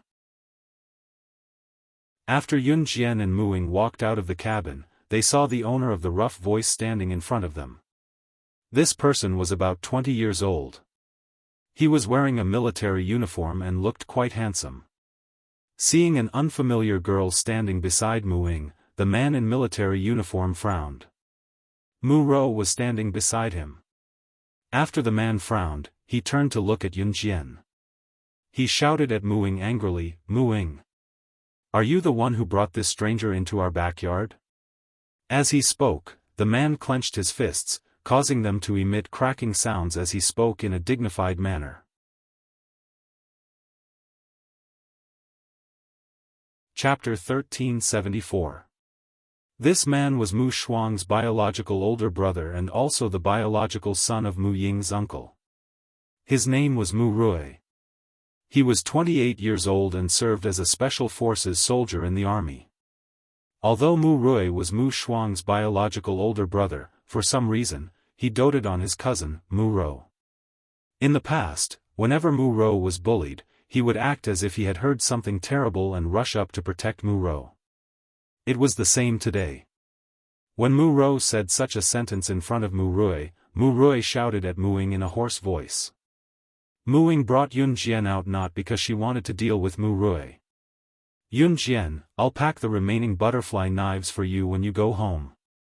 Let's go to my room now, Mu Ying said as she led Yun Jian around Mu Rui. Mu Rui saw this.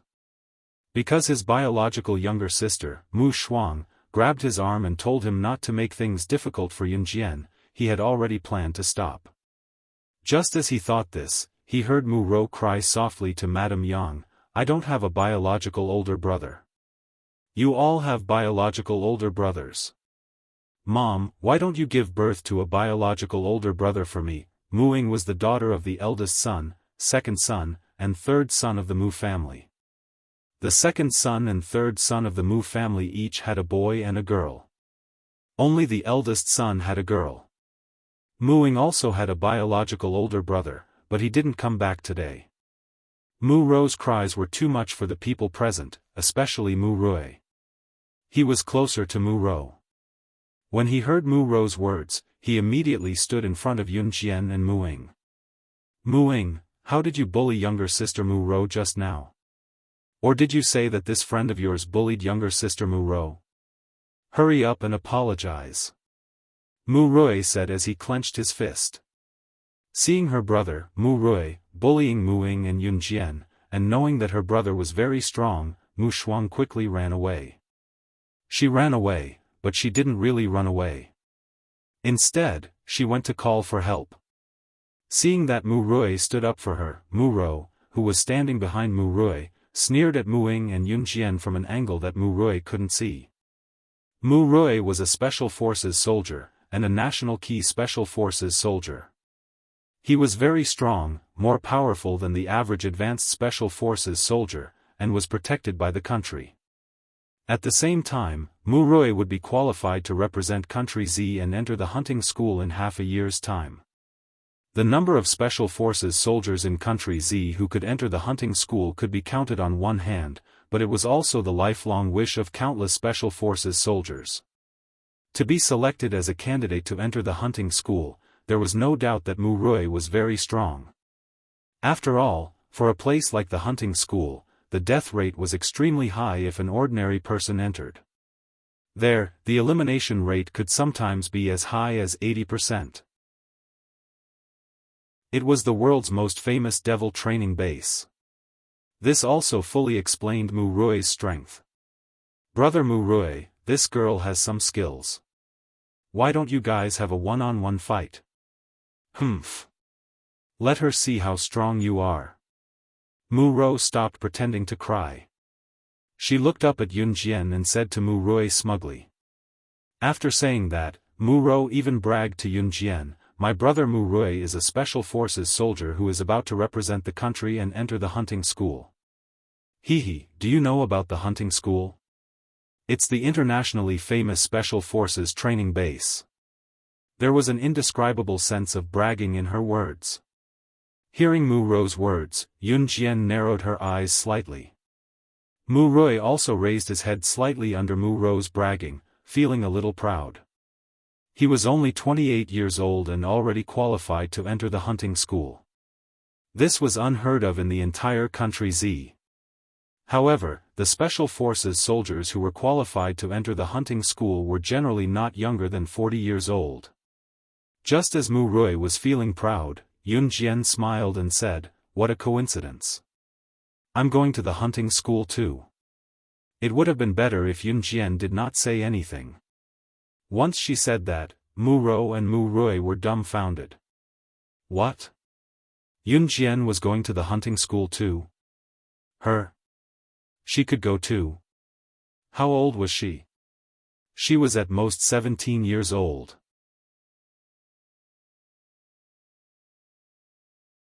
Chapter 1375. The hunting school is not a place that young people like you can go to whenever you want. Moreover, you have to sign a life and death agreement before entering the hunting school. Do you know what a life and death agreement is? Signing a life and death agreement means that once you enter the hunting school, no matter what happens, the consequences will be borne by the student. During the training period, you can die at any time. Die. Aren't you afraid? When Mu Rui came back to his senses, he obviously did not believe what Yun Jian said. For a moment, he forgot what he said earlier and spoke to Yun Jian in a very agitated tone. To be able to enter and graduate from the hunting school was a great honor in the eyes of the special forces from various countries. Mu Rui was also proud to be qualified to enter the hunting school. However, now that a young girl suddenly stood in front of him and told him that she wanted to go to the hunting school, other than not believing it, Mu Rui was extremely displeased that Yun Jian used something that was a great honor in his eyes to fool around. Therefore, when he spoke to Yun Jian, Mu Rui's tone was rather agitated and had a hint of disgust towards Yun Jian. Mu Rui said so much because he wanted Yun Jian to back off and recognize herself. The hunting school was not a place that anyone could enter just because they wanted to. Not everyone could enter just because they felt that they were qualified. Just when Mu Rui thought that the life and death agreement he mentioned would scare Yun Jian into backing off, he saw Yun Jian curl her lips into a faint smile. In the next second, she stopped smiling and raised her cold eyes. I know everything about the hunting school better than you do. As for the life and death agreement, if you want to use your strength to defy the heavens and disregard life and death, you don't deserve to say that. Yun Jian's voice was not loud, but it was so clear that Mu Rui and everyone around felt that her voice was extremely loud. Everyone around them was stupefied by Yun Jian's words. Don't make it sound like you've really been to the hunting school. You're just a little kid in your teens. You really know so much. If you have the ability. At this time, Mu Rui dropped her soft and weak disguise. She was interrupted halfway through her words. Ha ha ha. This little girl's words were quite interesting. I love it. An old man in his 70s wearing a military uniform walked over from afar. There were several people behind the old man, all of whom were dressed in military uniforms. At this moment, Mu Shuang, who had just run out, was holding Grandpa Shen's hand and walking over. Needless to say, he was Mu Ying's grandfather, Grandpa Mu. Grandpa, look at my brother. He only knows how to bully people. Mu Shuang grabbed Grandpa Mu's hand and shook it. Then, she pointed at Mu Rui and said to Grandpa Mu. Ha ha ha. Little girl, you said that you know more about the hunting school than my grandson, Rui. Then have you been to the hunting school? Grandpa Mu smiled kindly at Mu Shuang.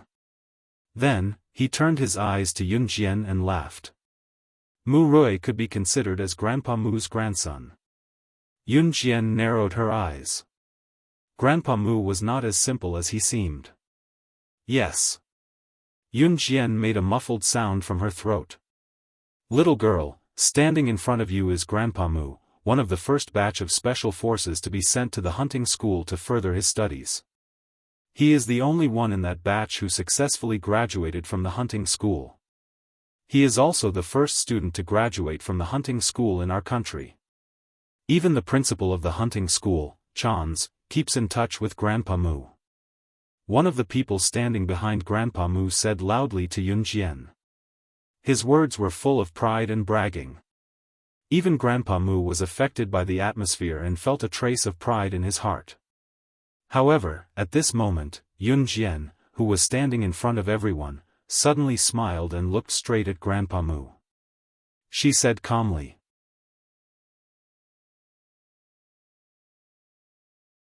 Chapter 1376. Chans was the principal of the hunting school.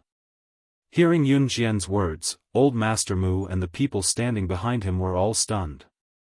Even Mu Rui gasped. How dare Yun Jian talk about the principal of the hunting school like that?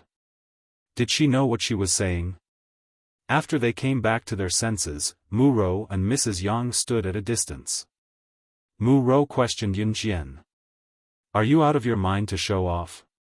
How dare you talk about Principal Chan's like that? Even my grandpa is respectful to Principal Chan's. Who do you think you are? How dare you talk about Principal Chan's like that? Mu Rou kept mentioning Principal Chan's, but in fact, Mu Rou did not even know what Principal Chan's looked like. It was only because Old Master Mu used to talk about Principal Chan's in front of his children and grandchildren in a respectful tone. Therefore, Mu Rou played along with Old Master Mu's favorite words and talked back to Yun Jian. Yun Jian chuckled softly at that. It was a cold sneer. Seeing this, Old Master Mu's heart skipped a beat. Just as Mu Rou finished speaking, Old Master Mu looked at Yun Jian in shock. Without caring about Mu Rou, he continued, how did you know that Principal Chan's was assassinated by a high-level assassin? He looked at Yun Jian in shock with his mouth slightly agape. This scene stunned the people standing behind Old Master Mu. It had been many years since Old Master Mu showed such a shocked expression. And most importantly, the rude words that the little girl had just said were actually the truth? Is it that hard to find out? Yun Jian glanced sideways at Old Master Mu. She pursed her lips slightly and smiled. If Old Master Mu only treated Yun Jian as an interesting child at the beginning, he had to look at her seriously now. To the average person, it was very difficult to find out about this. However, to the people in the underworld and the industry, this was not a secret at all. It was the first time that Grandpa Mu had met a little girl whom he could not see through. He narrowed his eyes. Grandpa Mu suddenly bursts into laughter to ease the awkwardness. Ha ha ha, you little girl, interesting. It was really too interesting. That's right, Principal Chan's was indeed assassinated by a group of high-level assassins some time ago. I didn't expect a junior like you to know about this. Old Master Mu did not plan to get to the bottom of Yun Jian's story in front of everyone. He even changed the way he addressed Yun Jian from a little girl to a little girl. If it had been anyone else present, they would have asked Yun Jian everything. However, Grandpa Mu was already in his 70s. At his age, he had experienced a lot. Naturally, he understood that the more mysterious something was, the more it was best not to get to the bottom of it. He wouldn't do anything that would bring trouble to himself. Grandpa Mu's words made Mu Rou feel ashamed. After all, Mu Rou was the first one who stood out to refute Yun Jian. Mu Rou didn't expect that Yun Jian would know so much about something that even he didn't know. For the first time, he felt that he had met his match. And the other party was a girl who was not even 18 years old yet. Little girl, you're so interesting. You must stay with us for a few more days. I heard that the military academy has a 7-day break, right? Why don't you stay with us for the next few days? Grandpa Mu tried to persuade Yun Jian to stay. It was a very ordinary way to persuade someone to stay. However, when it came from Grandpa Mu's mouth, the meaning was very different. Grandpa Mu had a great military record when he was young. He was even a general.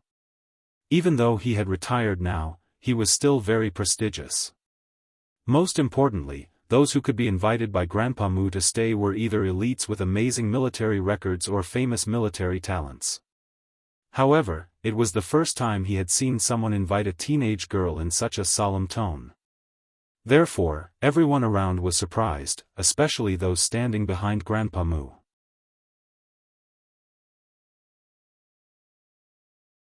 Chapter 1377. Yun Jian's rejection was straightforward, leaving no room for negotiation. Yun Jian's rejection left everyone dumbfounded. Even Old Master Mu himself was a little surprised. In the past, people could not wait to curry favor with him. But today, he personally invited Yun Jian, but Yun Jian turned him down on the spot. This was something that had never happened before. Slightly shocked, Old Master Mu swallowed his saliva. Then he swallowed and said to Yun Jian, "Little girl, you must come to my house when you're free." "Okay." Yun Jian nodded this time. Muing was at the Mu family's house, so she would definitely come over. Yun Jian, let's go. Muing pulled Yun Jian's hand and walked towards her room in the villa. After taking 2 steps, Muing thought of Leng Hanja again. She turned to look at Leng Hanja expressionlessly and said to him, "You can leave first." After that, she went to Yun Jian's room with her. Old Master Mu and the others who were standing on the training ground were totally ignored. Fortunately, Old Master Mu knew Muing well. As Mu Ying's friend, Yun Jian must be the same. Let's go. Let's go. Old Master Mu smiled awkwardly and then left with his people. Mu Rou, who was standing at the same spot, stomped her feet. Madame Yang pressed her shoulder. Seeing that Mu Rui had left, Mu Rou said to Mrs. Yang angrily, "Mom. I'm so angry." Don't worry, don't worry. Humph, I don't believe that I can't handle these 2 girls." Mrs. Yang snorted and comforted her daughter. She looked at Yun Jian and Mu Ying's figures and wondered why she was so angry. Yun Jian and Muing had just taken 2 steps when a sweet girl's voice came from behind. "Sister Muing, wait for me." As soon as she said that, Yun Jian caught sight of a small figure hugging Yun Jian and Mu Ying's shoulders. Yun Jian did not avoid it. It was Mu Shuang. Mu Shuang and Muing were very close. She also liked Yun Jian. "I was the one who called Grandpa here just now. I was afraid that Auntie and the others would trick my brother to bully you guys together." Mu Shuang stood between Yun Jian and Muing happily as she hugged both of their shoulders. Mu Shuang was only 1 year younger than Yun Jian's current body. Her actual age was 2 years younger. However, Mu Shuang gave people the feeling that she was a little sister who should be protected. Even Muing, who had a cold personality, could not help but reach out and rub Mu Shuang's head. She said softly, "Good girl." Hee hee. Mu Shuang lowered her head shyly. Then, she turned to Yun Jian and asked, "Sister, can I sleep with you and Sister Muing tonight?" "Up to you." Yun Jian threw her 2 simple words. "Yay, that's great. I'll go get my blanket." Mu Shuang ran to her room energetically. The Mu family had dinner together as a family. Other than Madame Yang and Mu Rou, everyone else was especially friendly to Yun Jian. Before going to bed, Mu Ying's current mother, Tian Fangfang, deliberately changed the bedsheets and quilts. She even asked Yun Jian if she was not used to it and told her to tell her everything. She was extremely polite. 1:30 a.m. Yun Jian, Muing, and Mu Shuang were lying on the bed. They were not asleep and were still chatting. Although they were chatting, it was actually Mu Shuang who was talking the whole time. "Sisters, I feel that you're both amazing. You're my role models," Mu Shuang said a lot. Just as she was about to say something, Yun Jian suddenly covered her mouth. In the dark, she saw Yun Jian make a shushing gesture. Mu Shuang immediately shut her mouth. Just as she shut her mouth, she heard a sound from the corridor outside. It was so soft that if one did not listen carefully, one would not be able to hear it at all.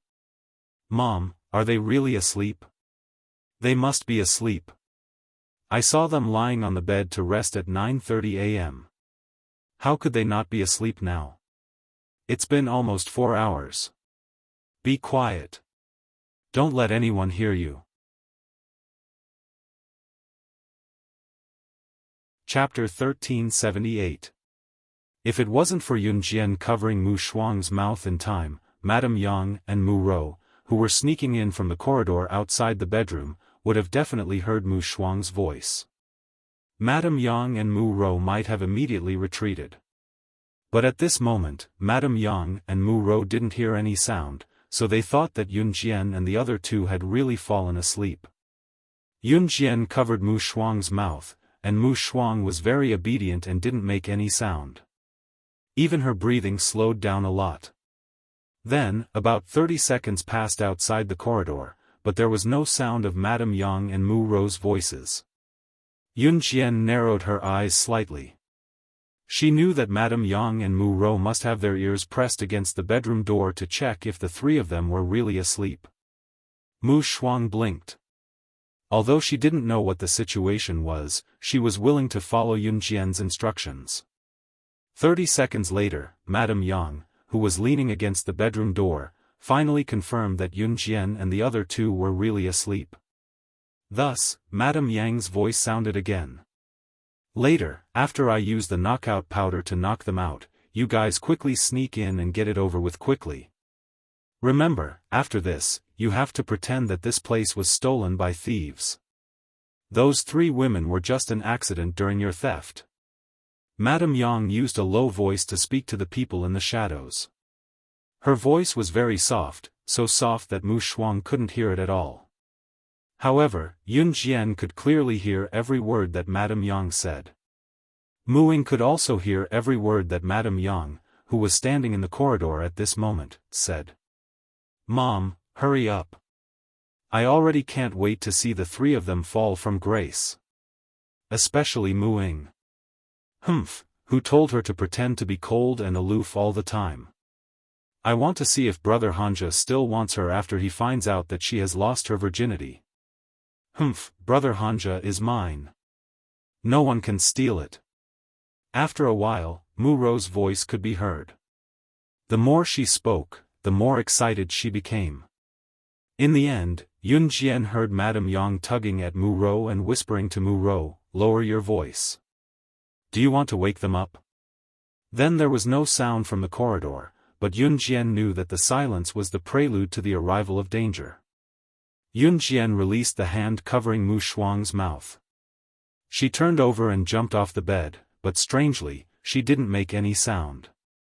After she got off the bed, she walked over to the coffee table next to Mu Ying's window and took out 3 pieces of tissue. Then she silently walked back to the bed and handed the other 2 pieces of tissue to Mu Shuang and Mu Ying under the moonlight that shone through the window. After Mu Shuang and Mu Ying took the tissue, Yun Jian cut her piece of tissue in half and skillfully stuffed it between her nostrils. Mu Shuang and Mu Ying did the same. Madame Yang, who was outside the door, used the small crack under the bedroom door to blow in the knockout incense. She didn't stop until she was sure that the amount was enough to knock out Yun Jian, Mu Ying, and Mu Shuang. By this time, Madame Yang had already confirmed that Yun Jian and the other 2 had been knocked out.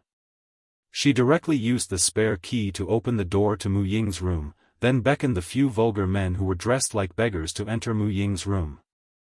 Remember what I said. Be quick with your hands and feet. Hurry up and come out when you're done. Madame Yang said impatiently. The few vulgar men dressed like beggars walked into Mu Ying's room one after another. After a while, there were banging sounds and muffled grunts.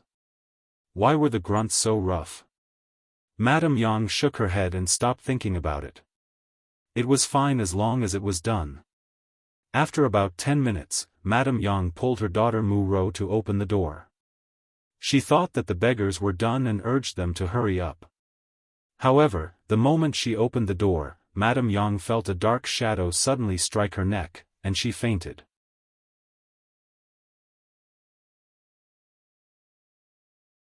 Chapter 1379.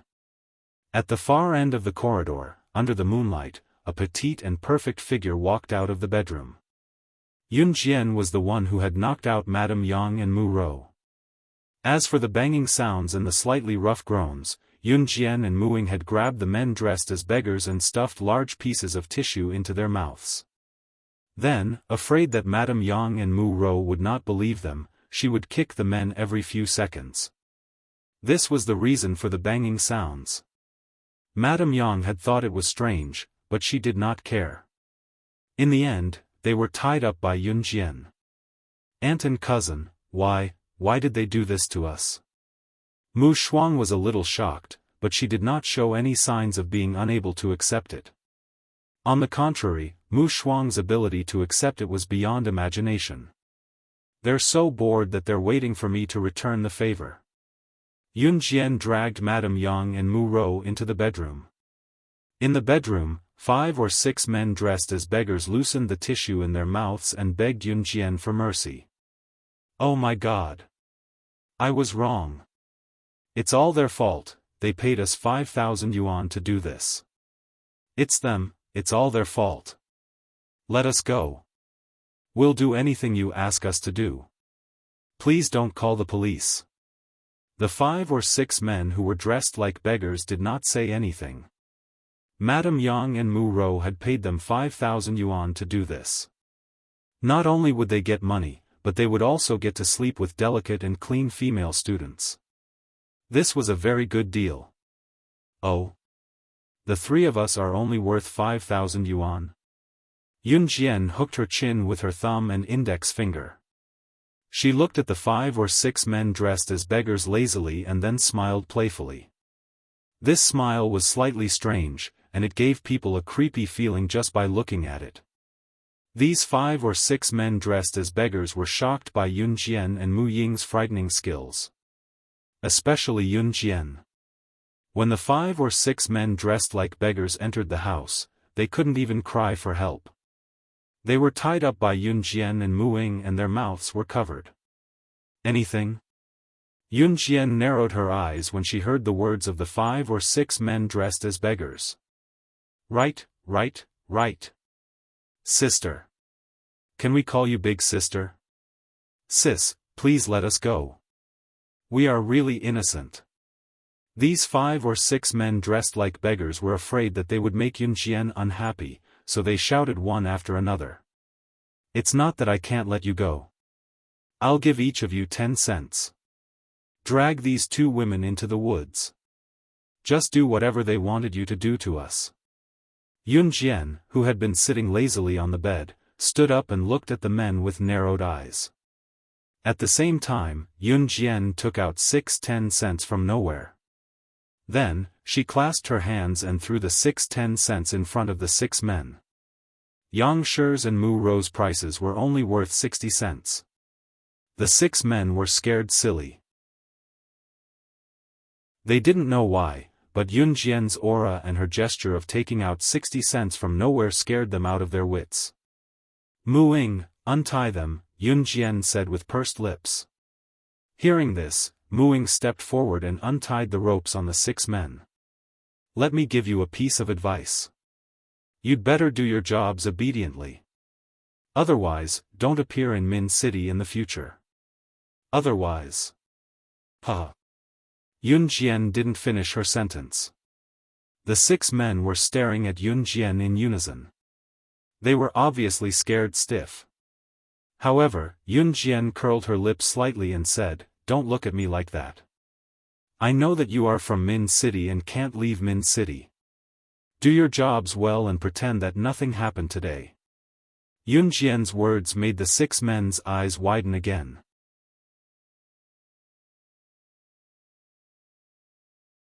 Chapter 1380. If one were to ask Yun Jian how she knew that these 6 men were residents of Min City and that it was impossible for them to leave the city, the answer was neither simple nor difficult. It was a secret. "Oh my God. We'll definitely do as you say. We'll listen to you. We'll listen to you." One of the men was so frightened by Yun Jian's words that he thought that Yun Jian was psychic. He was so scared that he almost peed in his pants. "Throw these 2 lumps out." Yun Jian pointed at Madame Yang and Mu Rou on the ground. Because the 6 men were afraid of Yun Jian, they quickly dragged Madame Yang and Mu Rou away and really brought them to the forest. Mu Shuang, who had recovered from her shock, pursed her lips and said, "Does this count as first aunt cheating on first uncle, maybe?" Yun Jian tilted her head slightly at Mu Shuang and said these 2 words softly. 10 minutes later, Yun Jian, Mu Ying, and Mu Shuang were lying on the bed in the bedroom again. At this moment, there was a sudden commotion downstairs, followed by a series of sirens. Mu Ying and Mu Shuang, who had just fallen asleep, sat up straight when they heard the sirens. Mu Ying sat up straight on the bed and explained to Yun Jian as she got off the bed, "This is the siren of our Mu family. It will only sound when something big has happened. Gather at the front hall." "Sister Mu Ying, did something really happen? Mu Shuang asked fearfully. At the same time, she got off the bed and put on her shoes without slowing down. Yun Qian narrowed her eyes slightly. Mu Shuang was used to wearing long pajamas, so she had to wear a pair of pants under her dress. Yun Qian and Mu Ying had developed the habit of wearing normal clothes when they slept. This way, they could just get out of bed and leave if something happened.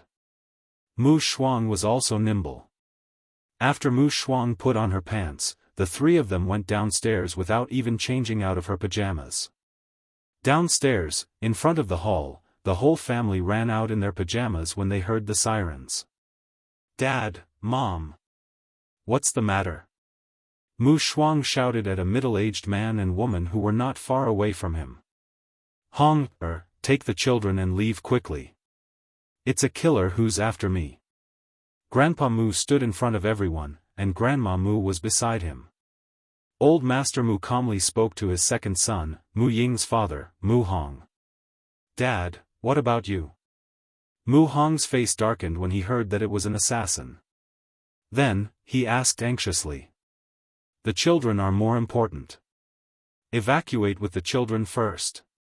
Grandpa Mu clenched his fists and shouted at Mu Hong, "Quick! Go now!" Mu Hong turned around and asked the children to leave with him. "My wife and Ruru are missing. Where did they go?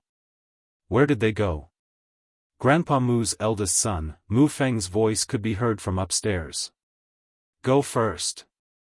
You guys go first." Grandpa Mu urged Mu Hong again when he saw that the situation was not good. Bam! Just then, the door was kicked open, and a group of killers swarmed in. The leading killer only had one eye.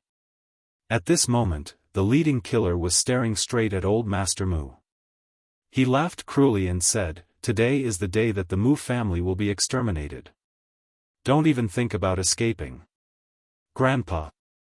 Mu Rui wanted to go forward, but he was stopped by Grandpa Mu. "Lone Wolf. You're Lone Wolf, number 9 on the killer ranking." Grandpa Mu suddenly thought of a code name when he saw that the leading killer only had one eye. His face changed drastically. If he was alone today, he could still deal with them. But today, he had a whole family behind him. And a group of children. Moreover, Grandpa Mu was not as strong as he was when he was young. "This, he. All of you must die," Lone Wolf shouted. Just when he was about to wave his hand to order the killers behind him to kill everyone at the scene. Chapter 1381. This sharp and straightforward female voice sounded like the heavenly voice of the Grim Reaper in everyone's ears. Especially old Master Mu, he was ready to fight to the death with this group of senior killers. He just wanted to buy time for the children to leave. The Mu family could not be destroyed. The children could not be implicated. This was what old Master Mu was thinking now. For him, as long as he could watch the children grow up healthily, it would be the hope of his life. He could die, but the children couldn't. They still had a bright future ahead of them. However, old Master Mu did not expect that this female voice would be heard in an instant and reach everyone's ears without any warning. More importantly, the sharp and straightforward female voice belonged to Yun Jian. This mysterious and amazing girl. "Ying, tell your friend to stop talking. Dad will take you away." Everyone in the Mu family was shocked, especially Mu Hong. He hurriedly said to Mu Ying, trying to get Mu Ying to stop Yun Jian from talking nonsense. Mu Hong didn't mean anything else. He just felt that if Yun Jian said something else, she would attract the attention of this group of senior killers in front of them. Yun Jian was a friend that their daughter, Mu Ying, had brought home as a guest in the first place. Yun Jian was the most innocent. If something really happened to Yun Jian in their house, even Mu Hong would feel bad about it. Not to mention old Master Mu. Old Master Mu was a frank soldier, although he had been retired for many years. If anything happened to Yun Jian, who was a guest in his house, old Master Mu was the kind of person who would sacrifice his own grandson. They had to save Yunjian's righteousness first. Seeing that Lone Wolf and the other senior killers were stunned after hearing Yunjian's words, old Master Mu hurriedly urged his second son, Mu Hong, and Mu Hong's wife, Tian Fangfang, to take the children away first. Hong, go quickly. Grandpa Mu takes out a foldable military knife from his pocket and stands in front of everyone. He is the first to confront Lone Wolf and the other senior killers. Kids, come with us. Tian Fangfang ran over and grabbed Yunjian and Mu Ying's hands. She was about to leave through the back door of the villa. Mu Ying had a biological brother who was not at home at the moment. Tian Fangfang ran over and grabbed Yunjian and Mu Ying's hands, intending to evacuate as soon as possible. However, when she tugged at her daughter Mu Ying and Yunjian's hands, she realized that the two of them did not turn around with her at all. Yunjian let go of Tian Fangfang's hand that was holding her gently and took 2 steps toward Lone Wolf before going around old Mu to stand in front of the crowd, her sharp gaze meeting Lone Wolf's. When Lone Wolf heard Yunjian's words just now, he was completely stunned. At this moment, seeing Yunjian walking towards him, Lone Wolf narrowed his eyes and asked, "Who are you?" Seeing that Yunjian was not willing to leave and was about to walk up to them, Mu Rui was so angry that he almost vomited blood. "Yunjian, are you crazy? They are killers. What do you want to do?" Mu Rui clenched his teeth and glared at Yunjian. He looked like he was exasperated with her failure to live up to his expectations, as if he wanted to tear her into pieces. Mu Rui had already found her an eyesore when she was behaving mysteriously earlier. But what about Yunjian? This time, she did not listen to his advice and walked up to Lone Wolf directly. Lone Wolf. He was ranked 9th on the list of killers. They could not defeat him. Therefore, they could only choose a way to escape. But what about Yunjian? She actually stood out to make trouble. Rui, take her away. This is my own business. Seeing that Yunjian was standing in front of Lone Wolf, Grandpa Mu panicked and shouted at Mu Rui. When Mu Rui heard this, he wanted to say, "Who the hell would save her?" However, when he heard that Yunjian had already drawn a beautiful red arc and was facing Lone Wolf, she simply said something that made everyone present dumbfounded again. Lone Wolf was shocked on the spot. Chapter 1382. Not only Lone Wolf but the assassins behind him were dumbfounded by Yunjian's baffling reply as well. Old Master Mu who stood behind Yunjian was shocked as well. He was not the only one who was taken aback. Everyone in the Mu family who stood behind Old Master Mu sucked in a breath as well. What did Yunjian mean by what she said now? "You? What do you mean?" Even Mu Rui, who had been so aggressive just now, asked Yunjian with a trembling voice.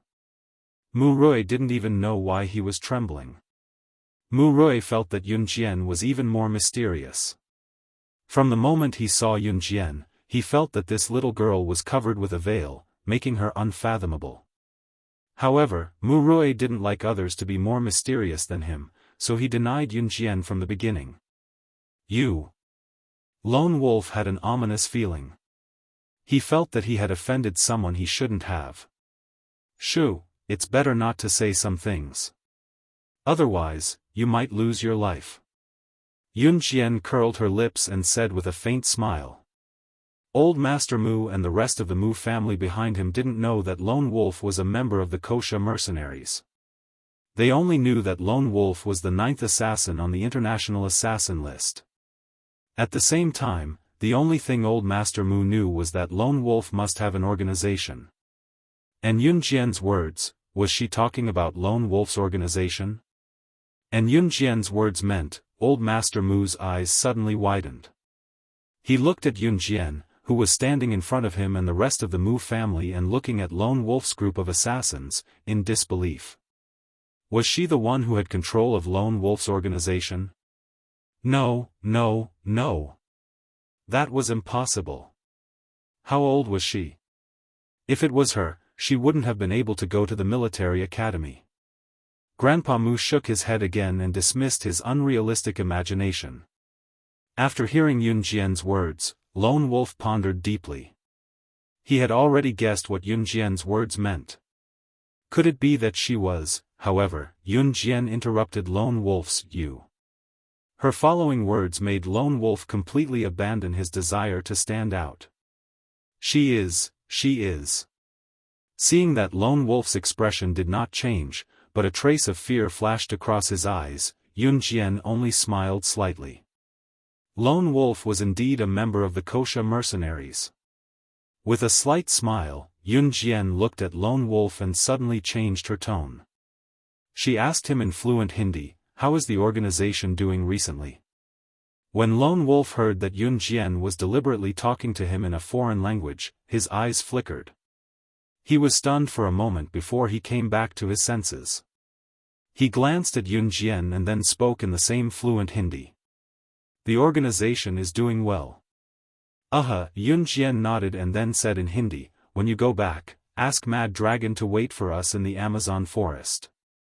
When Yun Jian said this, Lone Wolf was stunned again. He then nodded blankly. Mad Dragon was the god of war, ranked 3rd on the international secret agent ranking. He had just been poached by Yun Jian from the Inhun organization to the Wuxia mercenaries. His status was extraordinary as soon as he joined. Seeing that Yun Jian knew so much about the Wuxia mercenaries, Lone Wolf was sure that Yun Jian was the god in his heart. "Alright, it's fine. You can leave now. Don't appear here again." This sentence was said in Chinese. Yun Jian waved at Lone Wolf after she finished speaking. Lone Wolf obediently turned around and left with the group of high-level assassins. Seeing this scene, Grandpa Mu and everyone in the Mu family were stunned. What was going on? Didn't this group of assassins say that they were here to destroy the Mu family? Why were they sent away by Yun Jian with just a few words?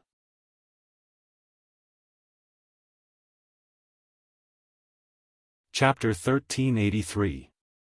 Rather than saying that Lone Wolf had obediently left with a group of high-level hitmen, it was more like Lone Wolf and the group of high-level hitmen had disappeared as quickly as they could, as if they had encountered something terrifying. For a moment, the surroundings fell into silence again. It was eerily quiet. The people around were all dumbfounded. They all stared at Yun Jian and opened their mouths, but no words came out. Those few high-level hitmen, in addition to their leader, Lone Wolf. Lone Wolf was ranked 9th on the international hitman rankings. Just because of a few words that Yun Jian said, did they run away with their tails between their legs? In the end, it was Old Master Mu who broke the silence. Even Old Master Mu, who was used to seeing all kinds of strange things, was stuttering in disbelief. "They won't come back. You can sleep peacefully." Yun Jian yawned slightly, then turned around and waved at Mu Ying and Mu Shuang, intending to go upstairs to sleep. Old Master Mu and the rest of the Mu family, who were facing the threat of being wiped out, stared blankly at Yun Jian as she waved at Mu Ying and Mu Shuang to go upstairs. When Yun Jian, Mu Ying, and Mu Shuang's figures disappeared from sight, Old Master Mu and the rest of the Mu family swallowed a mouthful of saliva. "Grandpa, who the hell is she? And are those hitmen really not coming back? Should we leave? Otherwise, what if they come back?" You can't take what she said seriously. Mu Rui still didn't believe Yun Jian's words. However, Mu Rui was interrupted by Old Master Mu before he could finish his sentence. "Seeing is believing. The truth is right in front of us. Rui, you'd better calm down. You have to give in to her when you see her in the future. Don't blame me for not reminding you. If it wasn't because of something special about her, those hitmen would never have left." That's Lone Wolf, ranked 9th on the international hitmen list. Do you think this is a joke? It's not that grandfather is exaggerating. If it wasn't for her today, our Mu clan, without Xuanxu, would definitely not be able to escape the calamity of being exterminated. So, all of you better remember this clearly. From today onwards, she is our family's great benefactor. Grandpa Mu gritted his teeth and said each word solemnly. The she here was naturally referring to Yun Jian. Everyone in the Mu family responded, but in fact, everyone was amazed by Yun Jian's previous actions. The night passed uneventfully. However, as the eldest son of the Mu family, Old Master Mu's eldest son, Mu Feng, couldn't sleep the entire night. Because his wife and daughter had gone missing. Even the rest of the Mu family didn't have a good night's sleep. One by one, they ran out to look for her. It was not until 4:45 a.m., when the sun had already risen from the east, that they found Madame Yang and Mu Rou in a small forest not far from the Mu residence. When they found them, Madame Yang and Mu Rou were still unconscious, but their clothes were nowhere to be found. Moreover, there were traces of being molested all over their bodies. Anyone with a discerning eye could tell what had happened with a single glance. The two of them only had a piece of clothing covering their bodies, but it couldn't cover their shame. At this moment, Yun Jian was sitting in Mu Ying's bedroom, fanning herself with a huge electric fan. Mu Shuang and Mu Ying were playing poker with Yun Jian. No. No. Who did it? Who did it? No. Sitting in Mu Ying's bedroom, she could hear Mu Feng's heart-wrenching screams coming from downstairs. His daughter and wife were both. If Mu Feng could still keep his composure at this time, it would be illogical. Yun Jian reached out and gently caressed her ears. Then, she looked up at the huge clock hanging on Mu Ying's bed. The clock's minute hand was pointing at 6:30 a.m. She got up and told Mu Ying and Mu Shuang, "It's 6:30 a.m. I should go." Then, Yun Jian turned to tell Mu Ying, "See you tomorrow in Longmen City." Both of them would depart for the Amazon forest tomorrow. Okay. Mu Ying nodded at Yun Jian.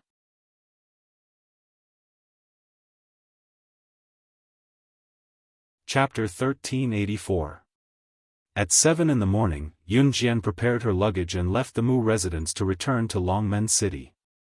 Just as she was about to head downstairs, Yun Jian's phone rang. Yun Jian's eyes flickered as she took out her phone to check, only to see a caller ID glaring on the screen. My dearest hubby, mobile phones in 1999 did not have the functions of modern smartphones. Mobile phones back then were similar to old-age phones now, but the picture quality was much worse than old-age phones now, and they were usually black and white. Although it was called a black and white screen, the black color did not look like normal black. Yun Jian's gaze shifted slightly when she saw the caller ID. Mobile phones back then were not as good as they were now, but they could already be used as a caller ID. It was CE who added the caller ID and did not allow her to change it. He had actually secretly told her something before he left. He said that if she changed the caller ID, he would kiss her the next time he saw her. He even said that he would, cough, cough. Just as Yun Jian thought about it, Mu Shuang hopped down from the bed and went to Yun Jian. As she hopped down, Mu Shuang asked with a chuckle, "Jijia, who called you?" As she spoke, Mu Shuang went to Yun Jian and peeked at the phone in Yun Jian's hand. 6 words were written on it: "My dearest hubby, Jijia, are you in a relationship?" Mu Shuang straightened in shock. Girls in the past did not date so openly like now. Dating was no longer a rare thing now. However, it was rare for people in the past to be in a relationship. Of course, at that time, girls also dated, but at that time, teenagers didn't date as openly as they did now. I'm married." Yun Jian's words were shocking. Bang! Just as Yun Jian finished, Mu Ying flipped off the bed. Mu Ying stood up without even a grunt of pain. She stared at Yun Jian blankly, not caring that she had accidentally flipped off the bed and landed on the floor, causing a bump to swell up. "You're married? Really?" Mu Ying looked at Yun Jian with a rare look of surprise. She had thought that Yun Jian would be a loner like her, living in the same environment as when she was young. She might even live alone for the rest of her life. Muing did not expect Yunjian to be married. Country R's marriage certificate. I'm married, Yunjian answered the call after that, leaving Muing and Mu Shuang in shock. Si Yi's rich male voice rang from the other end of the phone. Xiao Jian, Si Yi's voice was indescribably seductive. It was the kind of feeling that just by listening to his voice, one would feel that he was indescribably handsome. Hearing this, Mu Shuang's eyes lit up. Of course, it wasn't out of envy or jealousy, but out of pure curiosity. Yunjian replied softly. Her soft voice made Si Yi have the urge to drop whatever he was doing and run over to press her down on the bed. You're going to the Amazon? Si Yi asked dully. Yunjian answered again. It was not surprising that Si Yi knew that she was going to the Amazon forest. Lone Wolf would definitely listen to Yunjian and pass the message to Mad Dragon when he got back. Mad Dragon was originally a member of Si Yi's and Hun group. Even if he left in Hun group, he would definitely tell the truth to Si Yi after finding out about the relationship between Si Yi and Yunjian. Why didn't you ask me to go to the Amazon forest? Why did you ask Mad Dragon to come along? Under Muing and Mu Shuang's curious gaze, Si Yi's words came from the other end of the phone and were heard clearly by everyone present. The domineering voice with a hint of sweetness almost made Mu Shuang clap.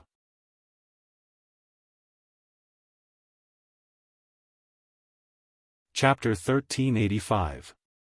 Mu Shuang loved the feeling of pairing someone as perfect as Yunjian with a man who was equally perfect. She did not say a word, but her hands were already clasped together like she was a witness who was about to witness the birth of a perfect couple.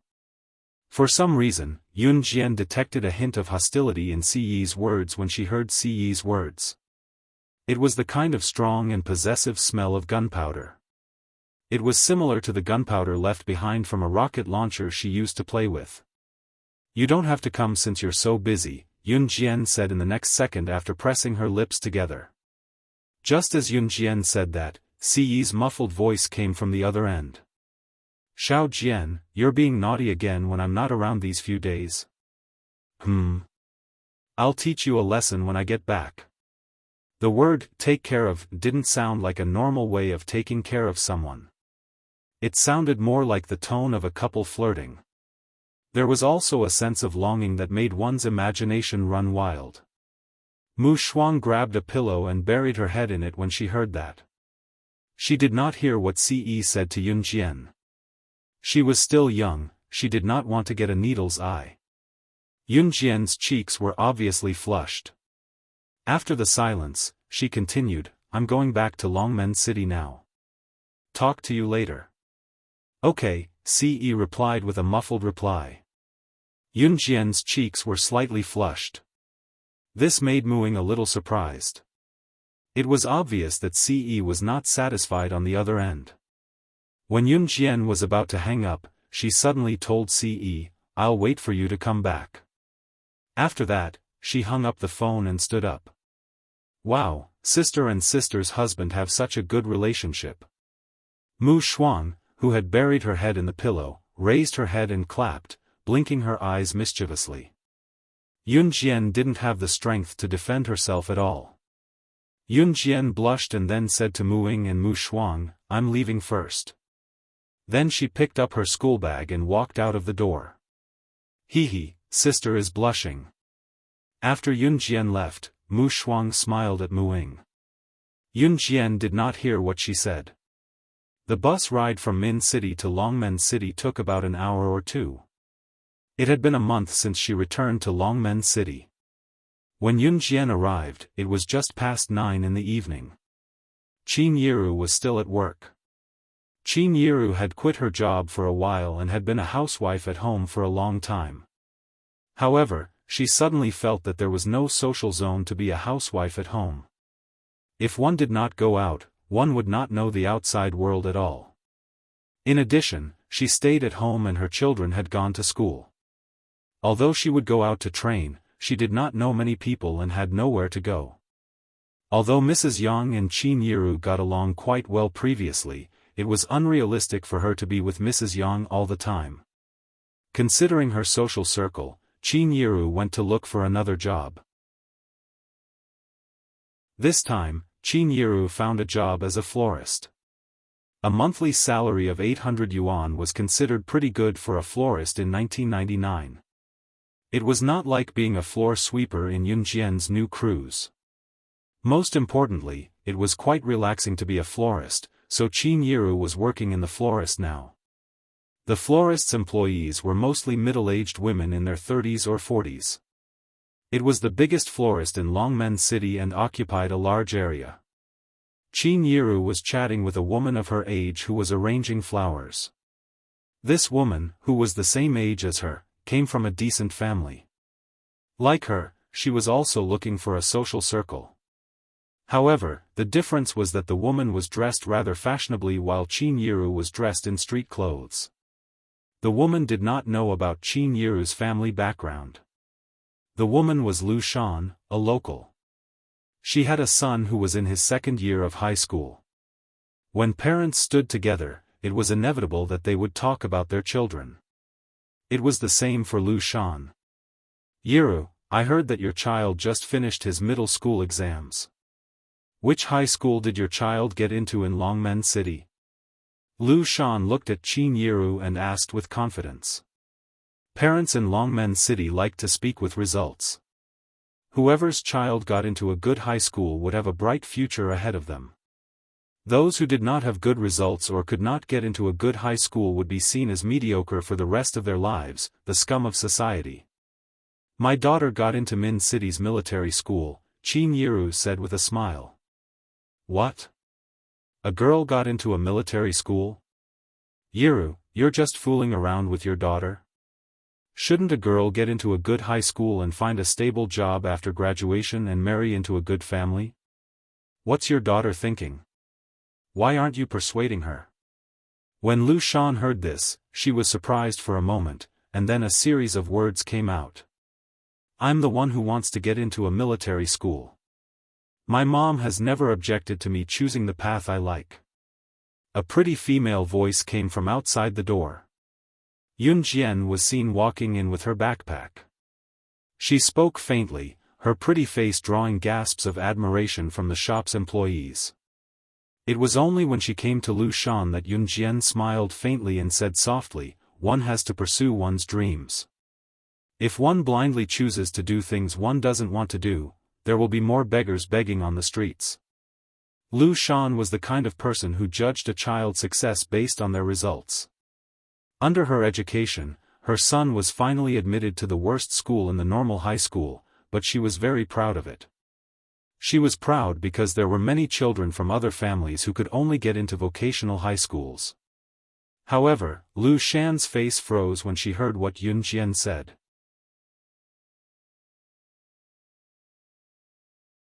Chapter 1386. Mom, what time do you get off work? While Lu Shan's expression stiffened, Yun Jian had already come to Qin Yiru and asked her softly. It's 10:30. There's still an hour and a half to go. Xiao Jian, go home first. I'll make lunch for you later. Qin Yiru said as she went to Yun Jian with a bouquet of untrimmed flowers. She put the flowers down and circled around Yun Jian before Qin Yiru commented with a frown, you didn't get tanner from the military training this month but you've gotten thinner. I'll buy more meat for you to nourish your body today. Qin Yiru said worriedly.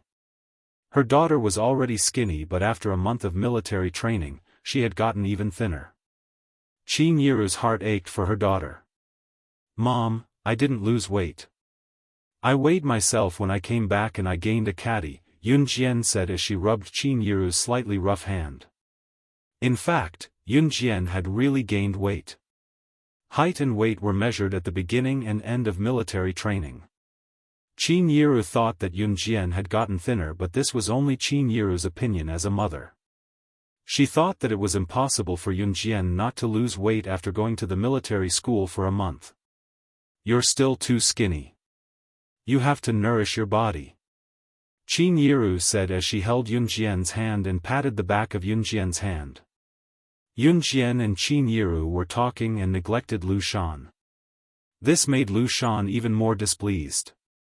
How can there be a month of military training? Isn't it usually 7 days? Lu Shan asked Qin Yiru and glared at Yun Jian as she spoke. My daughter is studying in the military school. The military school's military training lasts a month, Qin Yiru explained to Lu Shan with a smile as she patted Yun Jian's hand. The manager of the florist came in from the front door. The manager of the flower shop was quite young. She was only in her 30s.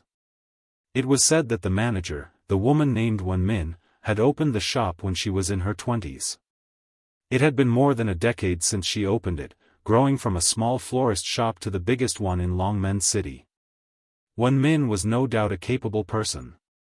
Wen Min came in from outside and went to Qin Yiru to tell Qin Yiru and Lu Shan. Don't be in a hurry to leave after work.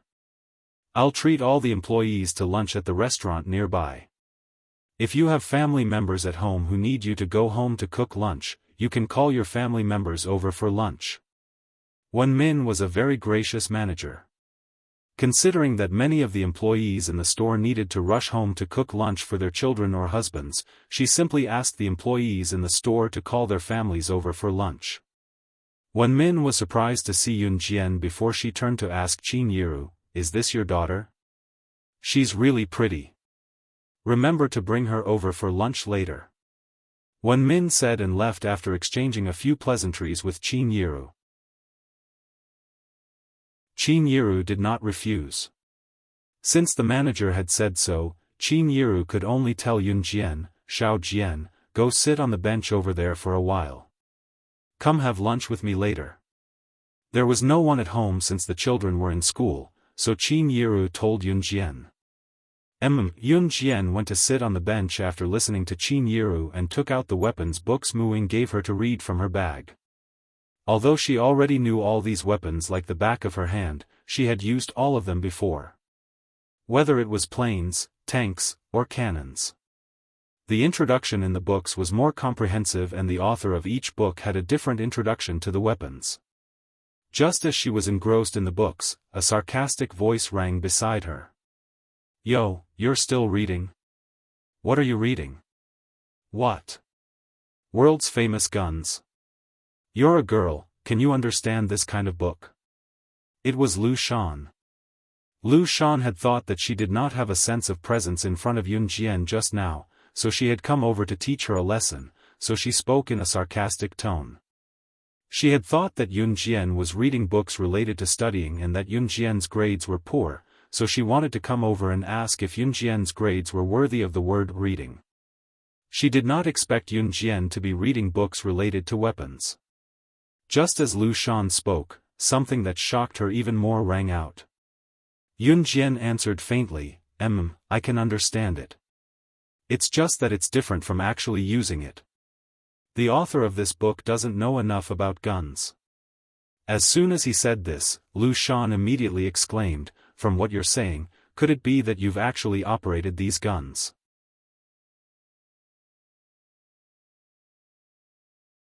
Chapter 1387. Yun Jian's words left Lu Shan's mouth agape, slightly stunned. When she regained her senses, Lu Shan continued, "How could a teenage girl like you have touched a real gun? What's with the latest gun? Don't tell me you've touched one in your dreams. You're saying that these guns are outdated." Ha! At this point, Lu Shan could not help but add, "The person who wrote this book has studied it thoroughly. The person who wrote the book had done his research. How could he not know about handguns? How could a little girl like you be spouting nonsense? I see that your mother is usually serious and proper. Why is a little girl like you full of nonsense?" Lu Shan walked over to lecture Yun Jian. And now, she had indeed achieved her goal. Catching the chance, Lu Shan lectured Yun Jian fervently. With that, Yun Jian narrowed her eyes. Yun Jian ignored Lu Shan. She walked over and zipped up her bag, holding the book in one hand and the bag in the other. Then, she walked to the bench on the other side and sat down. She put down her bag, flipped open the book, and continued reading. She moved to another spot, but she did not bother with the talkative middle-aged woman. Some of the female staff around them saw this and covered their mouths in amusement. "This young lady is interesting." A female staff chuckled and turned to look at where Qin Yiru was a distance away. She then called out to the woman who had gone far away, "Miss Qin, I'm sorry, Miss Qin. Yiru, your daughter is interesting." Qin Yiru did not fully understand her shout and did not react for a while. Lu Shan stomped her feet angrily and walked toward Yunjian. However, just as Lu Shan took 2 steps toward Yunjian, there was a sound from the florist's entrance. A man's voice called out to Lu Shan. "Mom, I'm not feeling well today, so I took the day off. My younger sister insisted on looking for you, so I brought her here." Lu Shan had a son and a daughter. Her son was in his 2nd year of high school and her daughter was only 4.5 years old. Her mother-in-law was taking care of her at home. Hearing her son's voice, Lu Shan hurriedly turned around and saw her son, Ningsheng, standing there impatiently. "Mom! Mom!" Her daughter, little Yuan, ran over and ran into Lu Shan's arms. It was still a school day. Ningsheng had taken the day off not because he was not feeling well, but because he had agreed to go shopping with his girlfriend. He had brought his younger sister, little Yuan, here to cover up his actions. However, Ningsheng did not expect to see such a scene. A young girl around the age of 16 lowered her head slightly, her long and narrow eyelashes fluttering up and down. She sat quietly on the rest bench, quiet, but so beautiful that no one could ignore her existence. Ningsheng's restless mood immediately turned for the better. "Mom, what's the work? I'll do it for you." Ningsheng hurried to Lu Shan, wanting to show off in front of Yunjian, so he spoke to Lu Shan proactively. "I'll get off work soon, so I'm almost done with my work," Lu Shan said and placed little Yuan on the floor. She glared at Yunjian before patting little Yuan's hand and telling her, "You're right. Go play with that big sister over there. Be good. She's very nice. She'll play with you." Lu Shan knew that her daughter, little Yuan, liked to wreak havoc, so she revealed a sinister smile. Sure enough, little Yuan quickly ran over and said to Yunjian, "Big sister, I'll play with you." As she spoke, little Yuan grabbed Yunjian and placed her bag beside her without asking for her permission. Her bag was unzipped as she had changed books just now. When little Yuan grabbed the bag, all the things inside fell out. Lu Shan thought that her scheme had succeeded.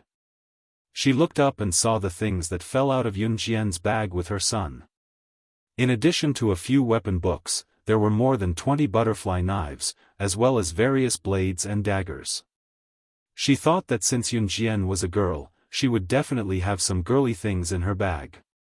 She did not expect that Yunjian's bag would be filled with knives.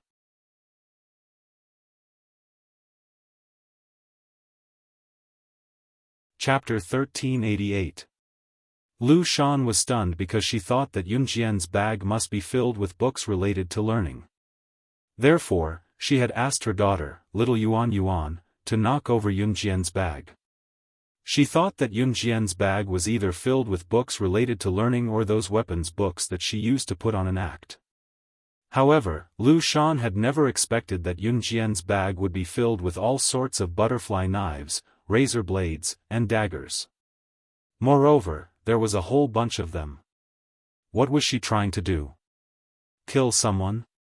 She was just a girl.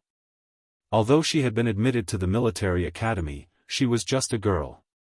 Why would her bag be filled with all sorts of small knives instead of books related to learning? This, Lu Shan was stunned at the moment. Lu Shan's son, Ningsheng, was stunned as well. When Ningsheng first saw Yunjian, he thought that Yunjian was just a gentle and quiet girl. He thought that Yunjian was the kind of girl who would follow the path of life and listen to her parents, study hard and get into high school. When Yunjian was reading the books earlier, he thought that Yunjian was looking at the learning material. He even had the illusion that he was in love with Yun Jian. However, he had never expected that Yun Jian's bag would be filled with knives. Not just one. They were all knives. Just when Ningsheng was extremely shocked, Lu Shan's astonished voice had already come. She shouted in a panic, "Oh my God! You're a girl.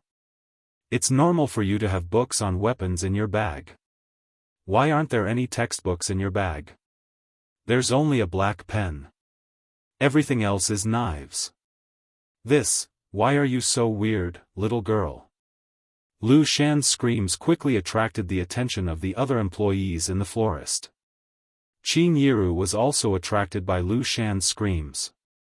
She saw that her daughter Yun Jian's bag had been overturned and that it was filled with all sorts of knives. "Oh my God!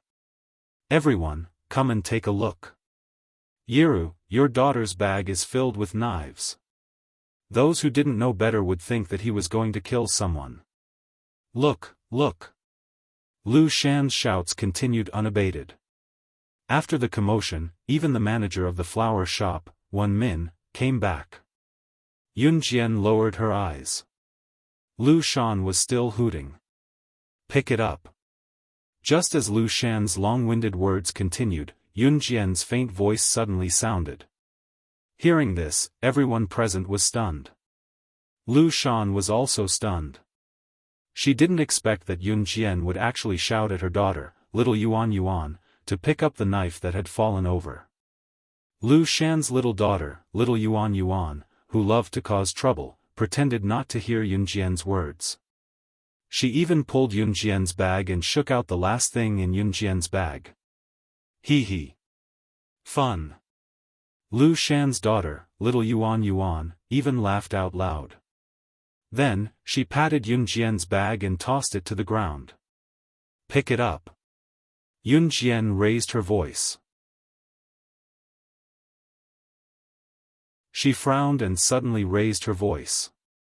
Her shout frightened Lu Shan's daughter, Little Yuan Yuan, so much so that she trembled and burst into tears. This bag was the one that Qin Yiru had bought for her. When Qin Yiru saw this, she was about to go up and help Lu Shan's daughter, Little Yuan Yuan, pick up her bag when she was stopped by Yun Jian. "I was just about to test the power of these knives. Are you guys trying to challenge my limits?" Yun Jian said casually, but the words that came out of her mouth made one's hair stand on end. "I'll pick it up, I'll pick it up." Lu Shan was shocked. She was afraid that Yun Jian would really do something to her daughter, so she quickly squatted down to pick up the knives one by one and put them back into the bag.